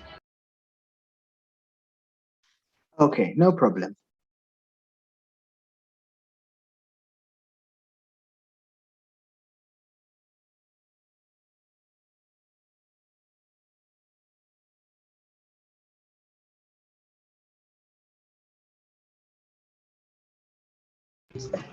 Sorry about that. Yeah, sorry about that. So as I was explaining, so when you have a lot of files, it now begs the question, how are you going to structure it? So say for instance, so we have sign up, we have index. Say for instance, it's a school system that we are building now. Now, for me to arrange, the designer would probably have grouped things properly. So that is like your stepping stone. So based on how things are grouped, so if we have a student section, I could just have a folder for students, and then every file that maybe has to do with basically that particular student goes within this file. Then any file that does not really, maybe concerns everybody, maybe the student, the teachers, and all of that, can stay outside here. But specific, it's just basically arranging your folder structure properly. And it won't really get that confusing. It's just knowing which page links to which and then following up like that. So if I'm to relate this with the sign, okay, so say for instance, there's a dashboard now. So there's a dashboard. When you click on create account now, this should actually take you to the dashboard. You actually have to set that into motion. So it's just you arranging your files and your folders properly. It may not get that dirty or something or tricky. So I hope that answers you. Yeah, it does. Thank you very much. All right. So I think we'll be stopping the class there. We'll continue in the next class. We'll finish this up. And then you should expect something or you do something for me. All right. Okay, over to you. Okay, so thank you very much, Mr. Ogochukwu, for the class. That was actually an insightful one. I'm not a web developer, but I think I picked up one or two things. Okay, so yes, so to everyone, yes, your task is going to be dropped. Okay, so just look out on the channel and make sure you're active on the channel. So in the absence of no questions, thank you everyone for joining, and we'll see you on Thursday for your next class. Okay, have a wonderful day.